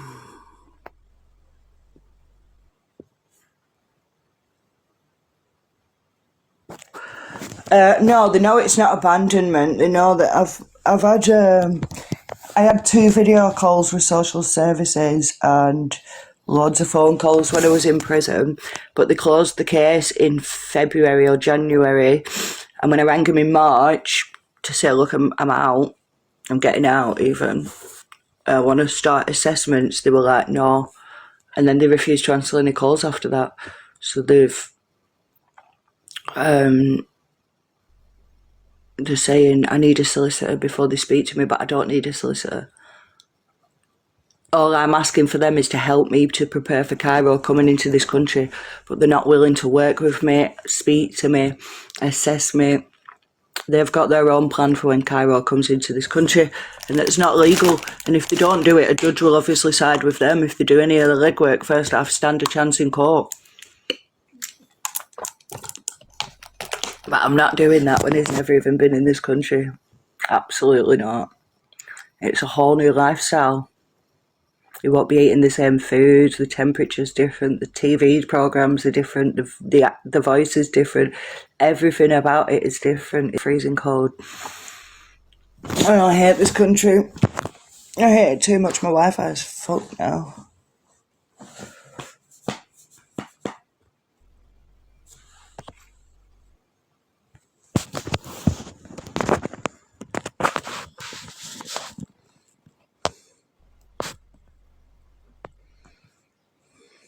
Sunflower, I'm going to block you because you're obviously new here. And that's why, have you not noticed, you're the only person leaving those comments, because all these other 340 people in this room have experienced some part of what I'm talking about with me. They've witnessed it, or they've seen the other people that were attacking me on social media, or they've actually observed it in progress. So all your comments are just not even making any sense. So I'm just going to do you the favour and get rid of you. Bye. Fucking loser. I'm not able to go to Thailand. You're right, Katie. Sorry, I did see your first comment before I was saying something I meant to say. I need to get ready in the next hour and a half. I should be ready for 2 o'clock, really. Oh, wait, I'm not checking these messages. Honestly, I'm trying to arrange this booking. If you knew about... This is a new part of fetish that I haven't actually done this before. I've been close. I've been in the environment, but I haven't done it. CCTV quality. I know. It's difficult to get a job. The only jobs I can get is like Starbucks or Iceland, if they accept me. I'm not interested in doing Iceland or Starbucks. So I'll continue to be a dominatrix. I'm going to register it as a proper business eventually. Just need to find out which location to actually hammer it in.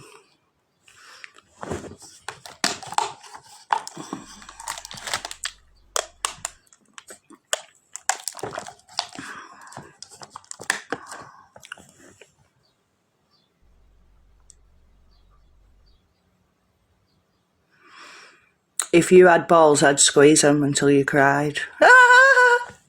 I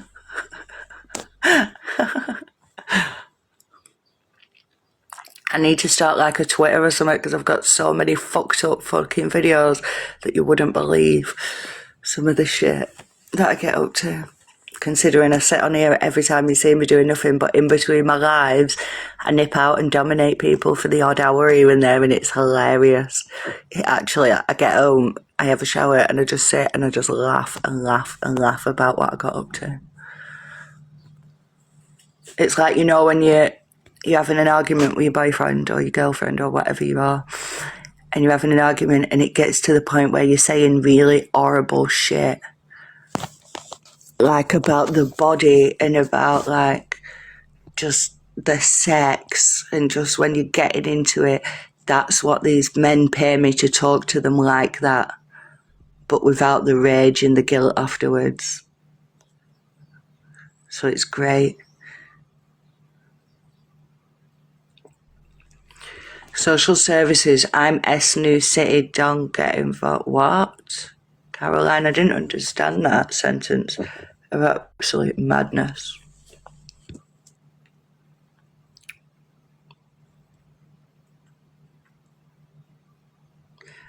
What's happening? Not a lot. Got some work to do later. I'm chilling now. I'm going to open curtains and get in the shower in about an hour and a half max. Because this is the most boring thing I've ever done. Are you like actually doing something with your days? Are you two ever up in that as well? I've got some more videos to post today. I think they start getting a bit more interesting soon. I've not even looked up like in the, because I'm going in order.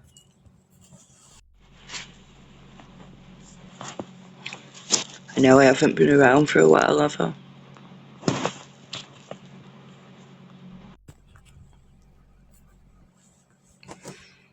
Yo. Oh.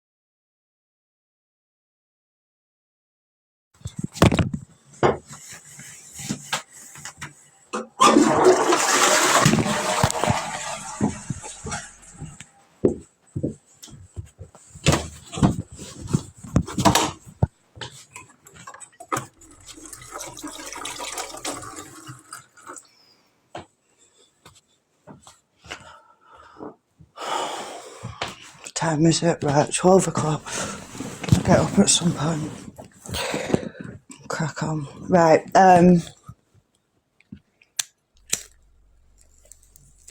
so that phone call that I just received is about false allegations that have been made now recently, since I've been back.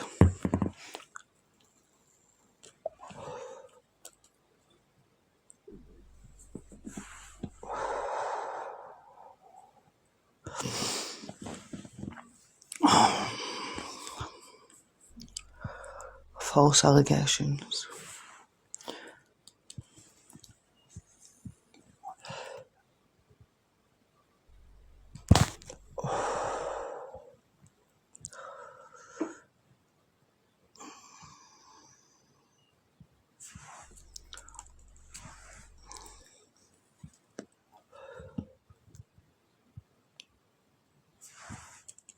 I'm bored of it all.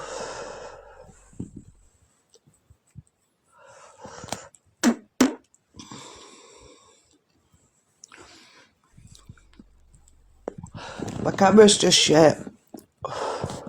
My phone's shit. My camera snapped right across the... My screen's smashed right across the camera.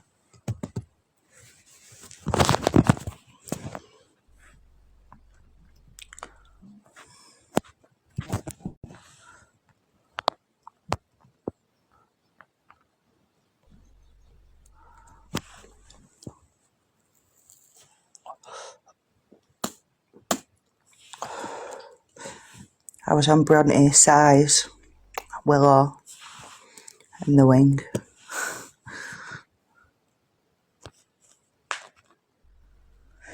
Alright, I saw your text. Yeah, I need to text back. You know what? I'm terrible at texting back. I text people either when I've got anxiety or when I've not got it. I've not figured it out yet, and then I either get anxiety and don't text back, or I'm waiting for the anxiety to text back. I don't know. I'm terrible at texting. I'll message you back like 4 days later, like, oh, sorry, I thought I replied.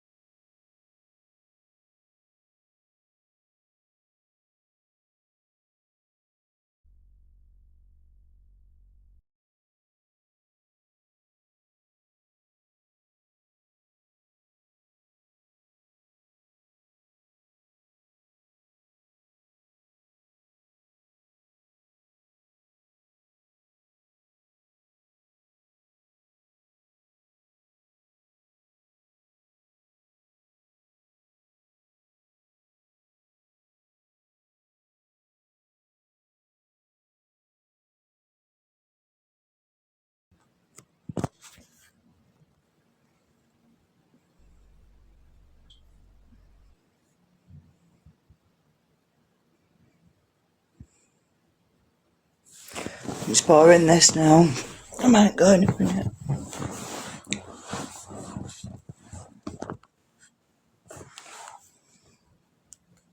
I've just brushed my hair.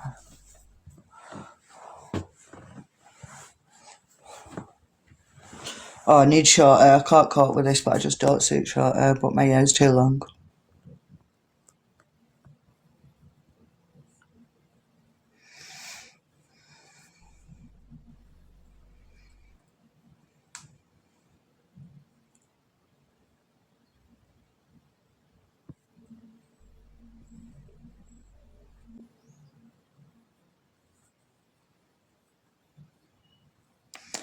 I'm not going to get into it.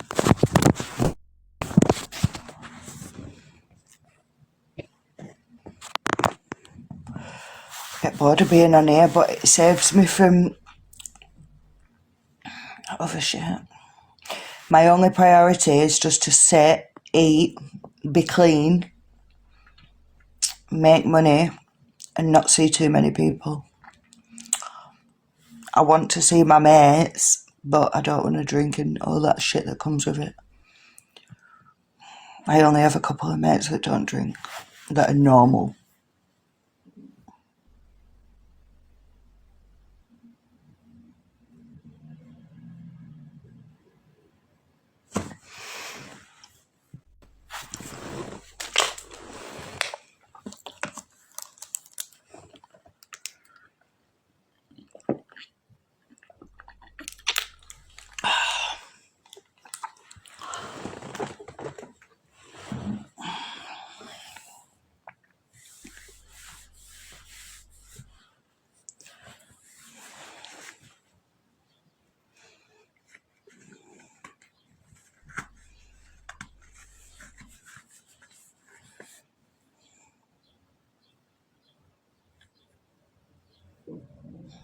No, not now.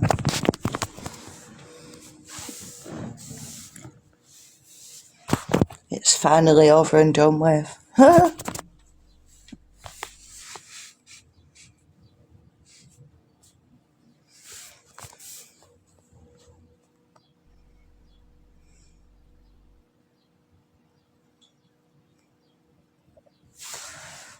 don't know where to put my phone.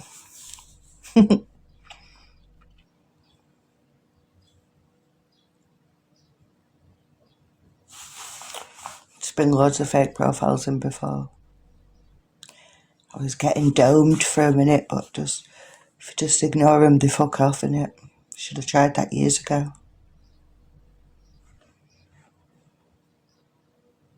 I really should have tried that years ago.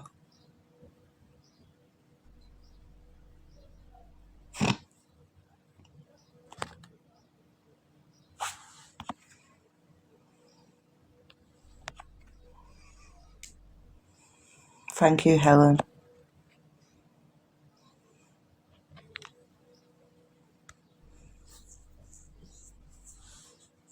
A lot of what they say is just wrong or incorrect.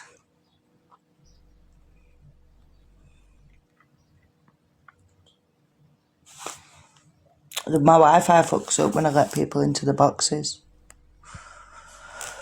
My Wi-Fi's already really on its last legs. I don't know why I've got phone Wi-Fi, it just doesn't work for me.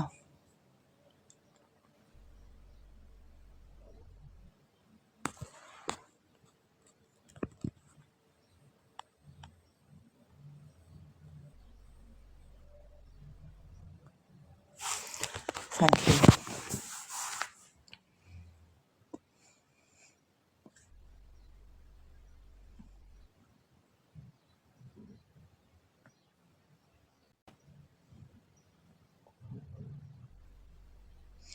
Thank you, Dr. Amanda. What else then, guys? Thanks, Helen. Thanks, leg end. Little leg. Little legs.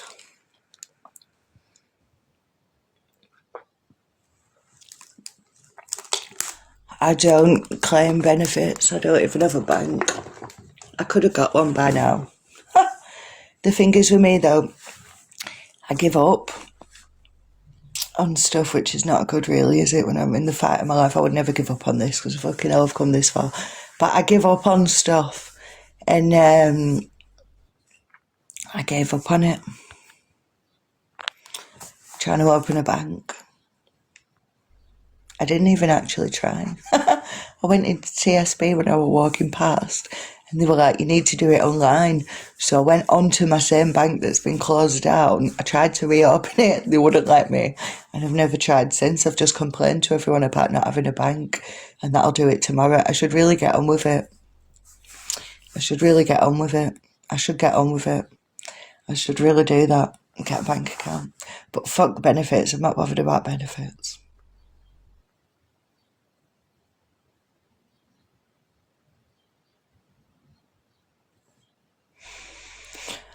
I know, well, I needed a letter or something, so I was waiting for a letter. And then I got the letter like 4 days ago and I've just not even shown. It's still here somewhere in its envelope.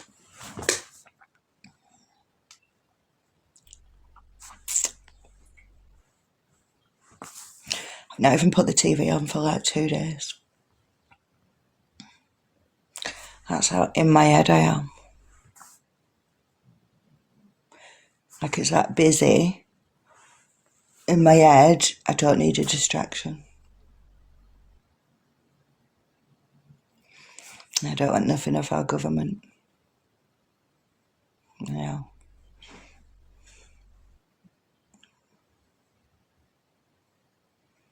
I'm in the UK.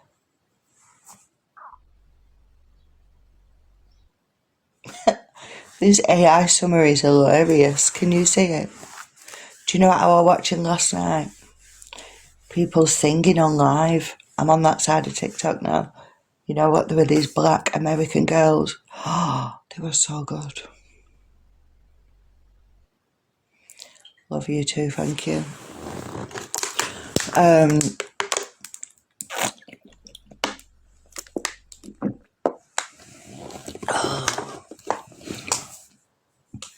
You can't see it.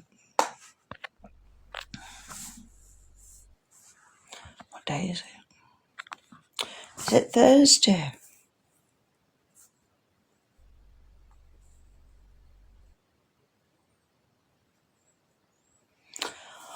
Don't really matter what day it is, I guess.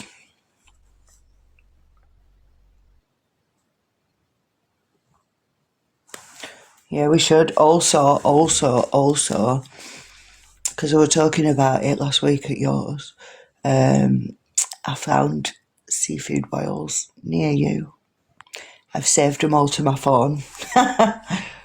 So we'll definitely do that.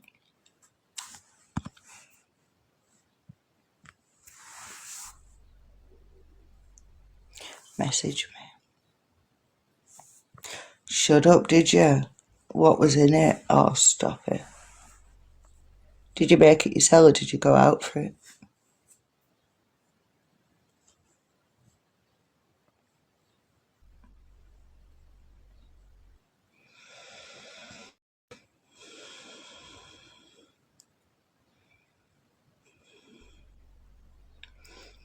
It's a seafood boil.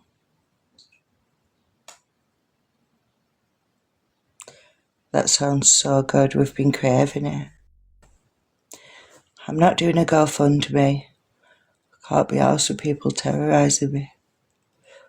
I don't mind sharing my journey on this app, but there was times when I asked for help when I really needed it because of the stalking. And I did get it most of the time, but it came with a lot of abuse.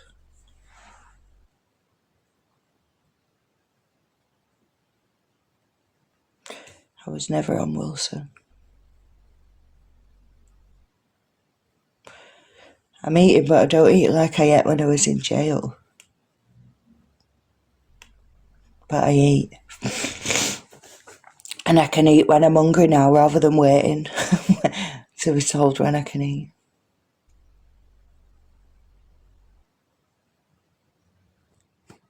Oh, they'll be getting the food now in jail.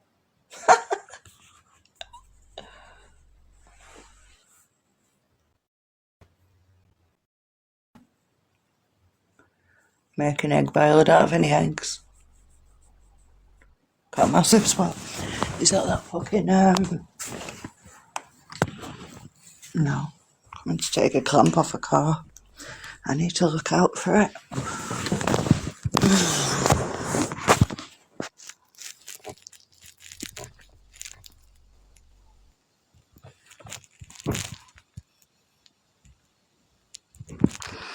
Egg boil is boiled eggs, but boiled for 6 or 7 minutes, so they're still soft and gooey. sausages or prawns, and then you melt down loads of butter with onion, garlic, and then you add Cajun spice, and then just like pepper, paprika, and some chilies and shit. And then you put the eggs in that sauce when you peel them, and you just like scoop them up with the sauce, and honestly, it's spicy, it's sweet. You put a bit of honey in it as well. It's spicy, it's sweet, it's tangy, and then the egg pops, and you're just like, whoa, it's so good. It's so good. I'll make it one night and send you the recipe. I'll post the recipe, I mean. I used to cook a lot, but there's not really any pans here.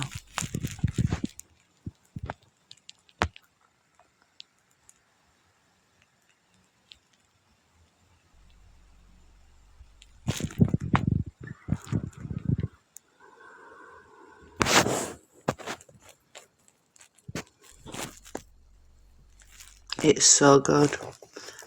It's like a seafood boil for people that don't like seafood. You can put potatoes in it as well.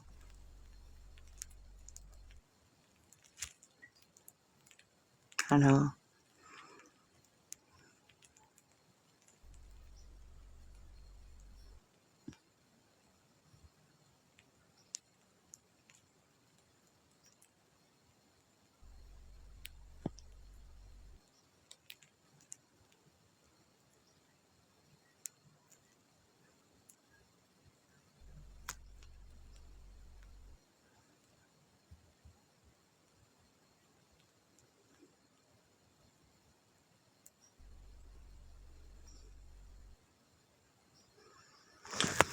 Chicken pasta. I'm not feeling anything to eat yet.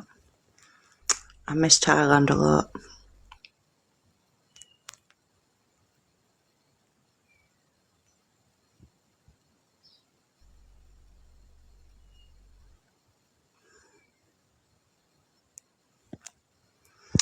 I will eat. I will.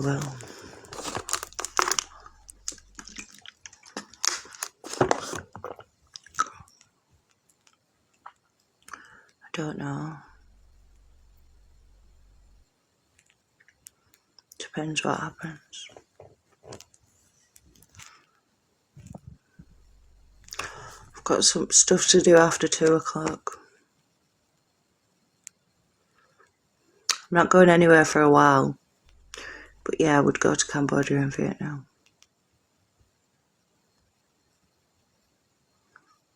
It's weird, isn't it, legs?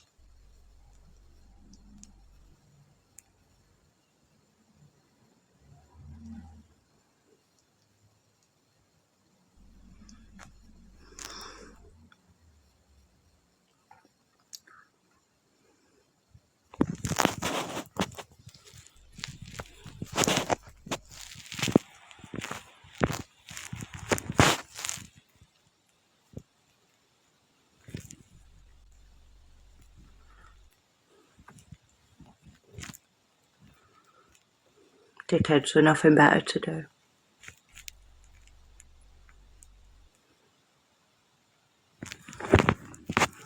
I don't have any hobbies. In jail, people used to do like knitting, or watch videos, or read, or play games. I didn't do fuck all.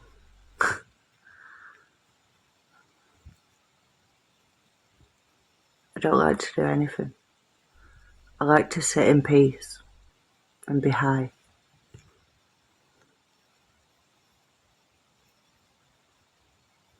I have no desire to do anything.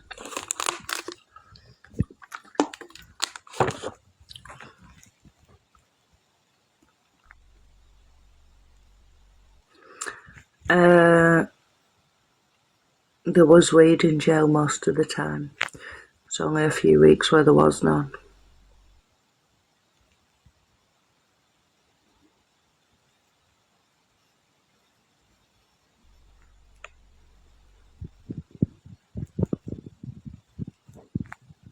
Sorry for the loss of your mum. Yeah, I am from Preston, yeah. fucking flip it that it is.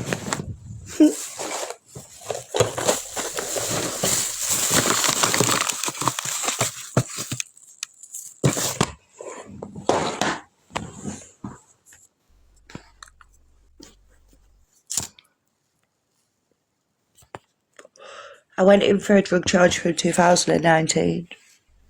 What the fuck is my hair doing?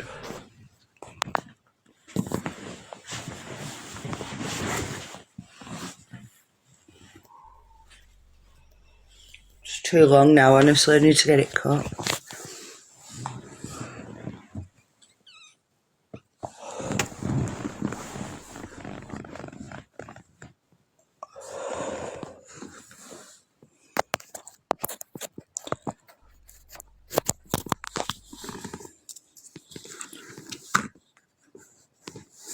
It was my 10th drug offence, my 25th conviction out of 50. Which is really not that bad considering some of the shit you hear in jail. Really not that bad. Do you know why it's not that bad? Because all of mine are like spaced out. They're not all, which probably shows more of a lifetime career criminal, but it's not. It's just get involved in madness every now and again. Not my first jail visit either, no. I was in jail when I was 19, twice or 3 times.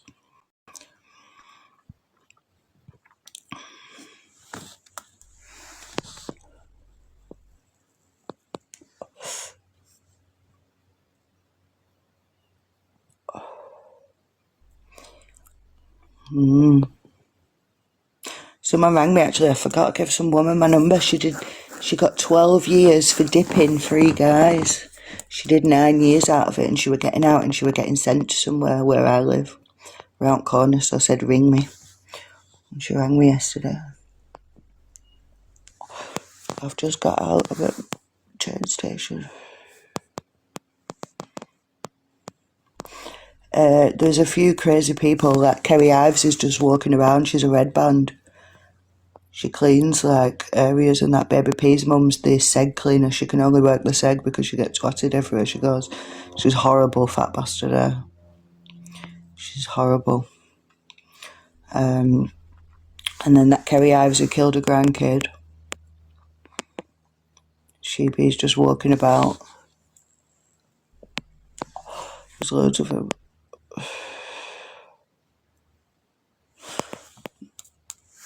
They get yelled at by the prisoners everywhere they go, but they still just get about.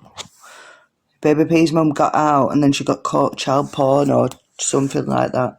So she got put back in, and when she came for a parole to go in like October-ish last year, she said, don't let me out, I'm a danger to kids. So she's still in. I seen her a couple of days before I got out.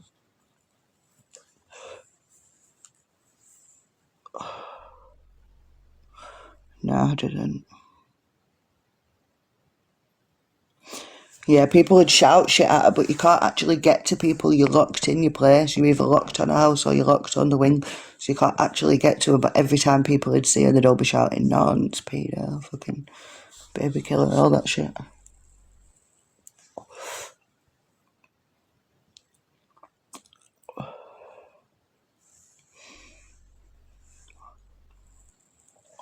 She's massive now, Baby P's mum.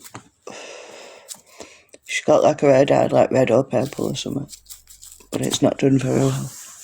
Lisa Letby's not in there. Lisa Letby's in Newhall.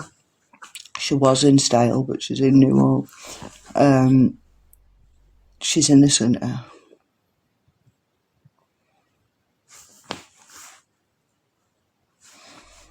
I was on the houses for a bit. Yeah.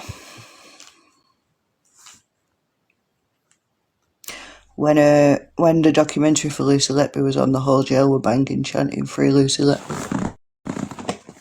There's a lot of mixed opinions in jail about it, but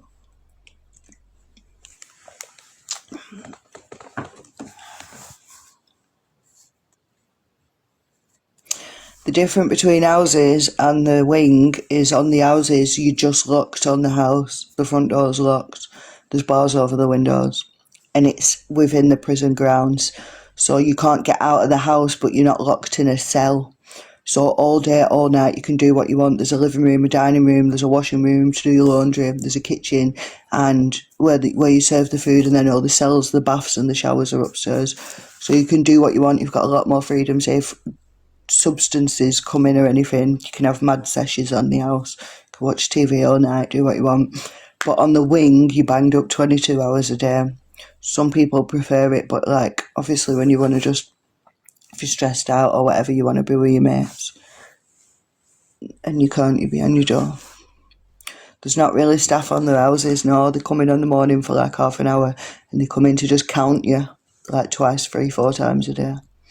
But there's not really staff sat on the house. There's alarms and cameras, but there's no staff.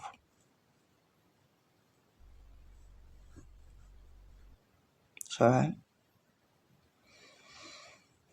The worst I met was a woman called Nora Haynes, or Noreen. She either Noreen Haynes or Ward. She was a weirdo. She chopped off a kid's head, a 16-year-old kid's head, about 30 years ago, and tried to chop off a 12-year-old kid's head. And she did a sentence for it. She got out. She got back in. Now, I've met her on the wing. When I first walked onto the wing, the first day I walked onto the wing, like 3 girls came up to me straight away, and they were like, "Oh God, are you the girl of TikTok?" And I was like, "Yeah." Really nice girls, ended up being friends with them actually. They got shipped out though, 2 of them. But Noreen came up to me as well, and she was like, "Me and my daughter have watched all your travels." I didn't know anything about her case at this point, because she were back in on a new charge. But when you're on a lifetime order like that, you instantly have to sit parole before you get out. So, yeah, I've chatted to her on the wing briefly, and then I've been in my pad. And I'd been brought back actually for fighting with someone. I'd been on the wing, moved off, gone back on the wing for fighting, slapping some Susie, some smackhead basically, on the house. So I got moved back on the wing, so I was in a single pad. So I've come out and she's crying at the table one day. I said, "What's up, are you alright?" She said, "My daughter's bank swallowed its money." Now I had money, but no one knew. "My daughter's bank swallowed its money. She's crying on phone to me. She don't have any money, and I just feel shit. There's nothing I can do from here." And I said, "Noreen, give me your daughter's details. I'll send her 50 quid I'll get my mate to send it for me. Don't worry about it. I'm not going to see you out with your kid." And she went, "I'll give it you back on Friday." I said, "I don't want it. I'm not bothered. Just a goodwill gesture. Don't worry about it." So she's brought me out the details the next time we got unlocked. I've sent the money. But she had a problem with another girl on the wing, this Cheryl, this one who looks like Big Bird off Sesame Street. She's always having a problem with someone, this Cheryl. And I'm on the same side of the wing as Cheryl, so when it's bang up that night, I'm on the phone and I can hear someone out the window shouting. So I've put the phone down to my mate. I said, "I'll ring you back in a minute. I want to know what's going on out there." So I'm listening at the window, and this Cheryl is trying to get other people on the wing to burn this old Noreen woman with a kettle of sugar and water in the morning. And I'm saying, "What the fuck?" So I've got her daughter's details. So I ring my mate back, Karma actually, off TikTok. I ring Karma back and I'm like, "Karma, look, I need you to ring this girl and tell her that her mum's going to get attacked in the morning and to be ready." Because I was on basic for slapping that cracker. Wait, I need to crack my neck. I was on basic, so it means I didn't get out of my room in the morning till 10:30 or 10 o'clock for half an hour, whereas everyone else gets unlocked at 9 a.m. When you're on basic, you only get out for half an hour a day. So I wasn't going to be able to tell her before she got out of the pad. So I've rang Karma. Karma's rang this girl, this woman's daughter, who we've sent the money to, and she's told her mum. So I've come out in the morning at 10 o'clock to get my shower. And her mum's come over to me and said, "Thanks, my daughter got in touch last night. Like, I was ready this morning, nothing happened. But thank you, and thank you for sending the money." And I was like, "Don't worry about it. It's sound." So I've carried on with my day. And then I've got moved off the wing back onto an house. and I've been around the houses for a bit. I've been moving around for a bit around the houses, just arguing with people. The screws move you as soon as you argue, like if you're screaming or whatever. So I've had a few fucking arguments, so I've moved around. I've ended up going back on Size, where I slapped the woman and got dragged off in the first place. And Noreen was on that house then, so when I've gone on now, she's saying, come in my room in a couple of days, this girl's going home, come in my room. And I said, yeah, but obviously I was having sleeping problems, so I ended up getting padded up with a girl who'd been on the house at the start. Now, one of my stalker's cousins was on that house when I first went on there. That's where I'd ended up slapping this other woman, because her being on the house was pissing me off. I wanted to do her in. So the girl who she were padded up with, the stalker's cousin, she's ended up being padded up with me then, and she's saying, oh, what this girl was saying about you, blah, blah, blah, and it's the one who I pissed on the picture. So I'm saying, listen, I've told her what happened, and I've showed her them 2 files, and I said, I do not regret what I did after what they did to my kid. Now sit down, fucking read that, and then tell me what you think at the end of it. So she's come to me the next day, because obviously it's a lot when you're reading it like that. She's come to me the next day, and she's like, I genuinely can't believe what you and your kid have been through. Like, it's actually sick, all this. Then that Noreen started being weird with me and not speaking to me and shit. And this is when I started getting my pictures in, so I'm dead excited. I'm running around the house like a kid, like, look at my pictures. And my mate, bless her, was sending me, like, fucking parcels this big full of pictures straight from Free Prints and that, like hundreds of pictures at once. So I was like, look, this is in Cambodia, this was in Vietnam, this is when I was a teacher, this was a riding an elephant, this is blah, blah, blah, blah, blah. And everyone's just like, wow. And this Noreen has like spread a rumour saying that her daughter's been on TikTok and that there's videos of my son black and blue all over TikTok. And I'm like, you fucking know there is not. So I'm ringing people. I'm like, will you search me on the app? I shouldn't be on the app. I've been out of the country. I've been off the app since March last year. That's when I went to jail in Thailand. I only went to jail in the UK in September. So I've been off the app. I only was on it for 2 weeks. When I got out of the Thai jail, I knew I shouldn't have been on it because I was wanted by police. So yeah, she spread this rumour that I sold Cairo to a pedo in Thailand and that he's black and blue all over the internet. And honestly, the amount of shit that I got was fucking unreal. Like, I couldn't speak to anyone without them being like, you sold your kid to a pedo in Thailand. And I'm like, what? Like, but because I was so stressed out at the time about Cairo and not being able to contact him in Thailand and that, I just focused on this rumour. Anyway, it quickly got squashed, but it did my fucking head in. So she's one of the worst people I met, because people chilled with her knowing what she did to that 16-year-old kid. Like, people actually set off and chill with her. But yeah, I did have some drama in jail. Always drama everywhere I go. That spot's massive.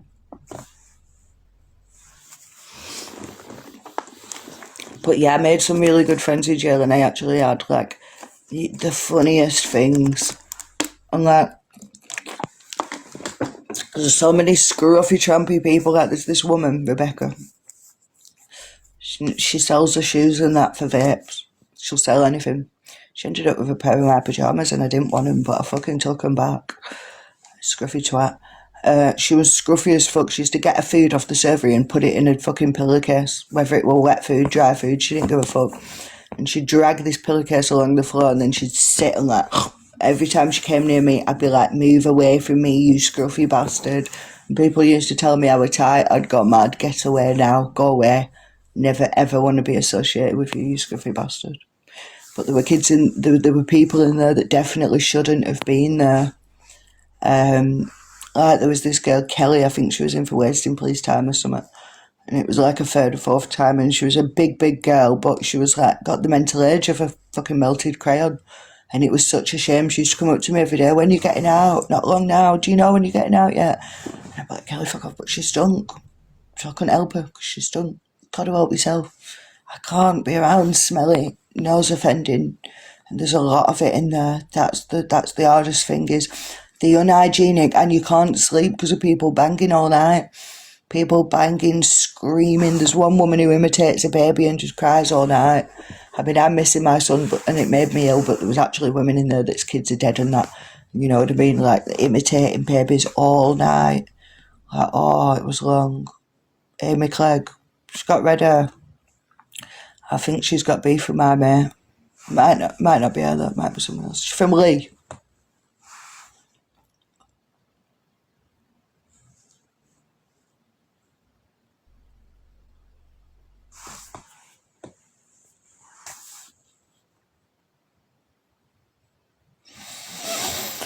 I'm out of breath.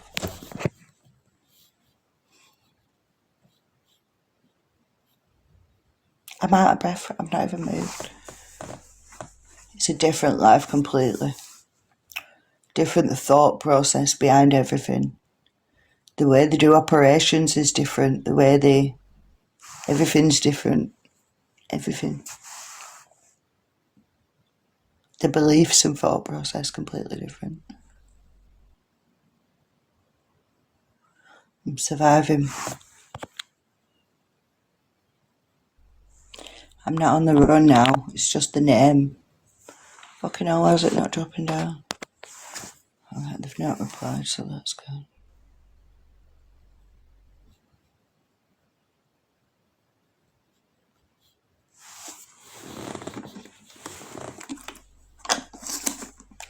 Joanne Maxwell. It doesn't ring a bell, no.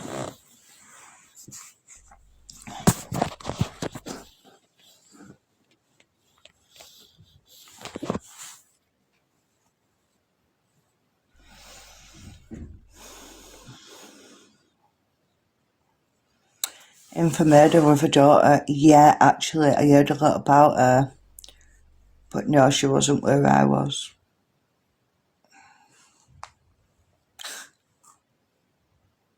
Imagine. I would do a couple of podcasts, but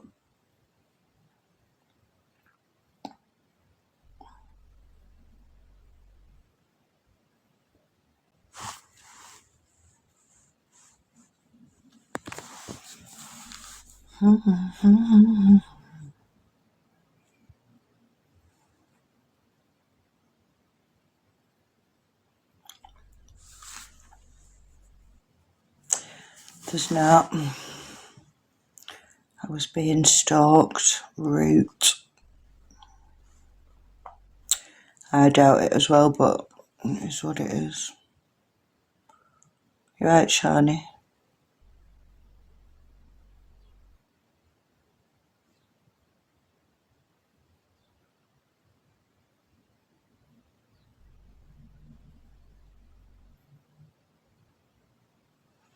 I keep forgetting to breathe.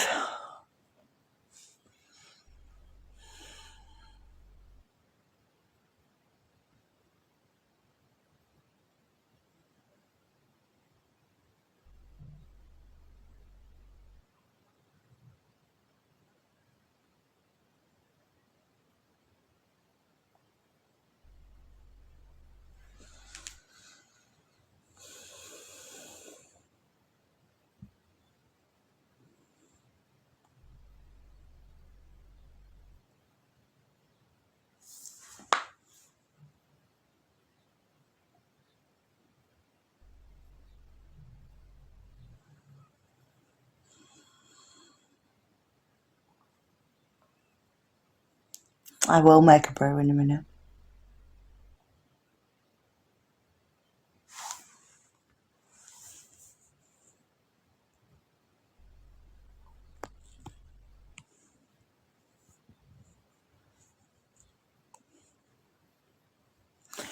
Man seeking arrangement.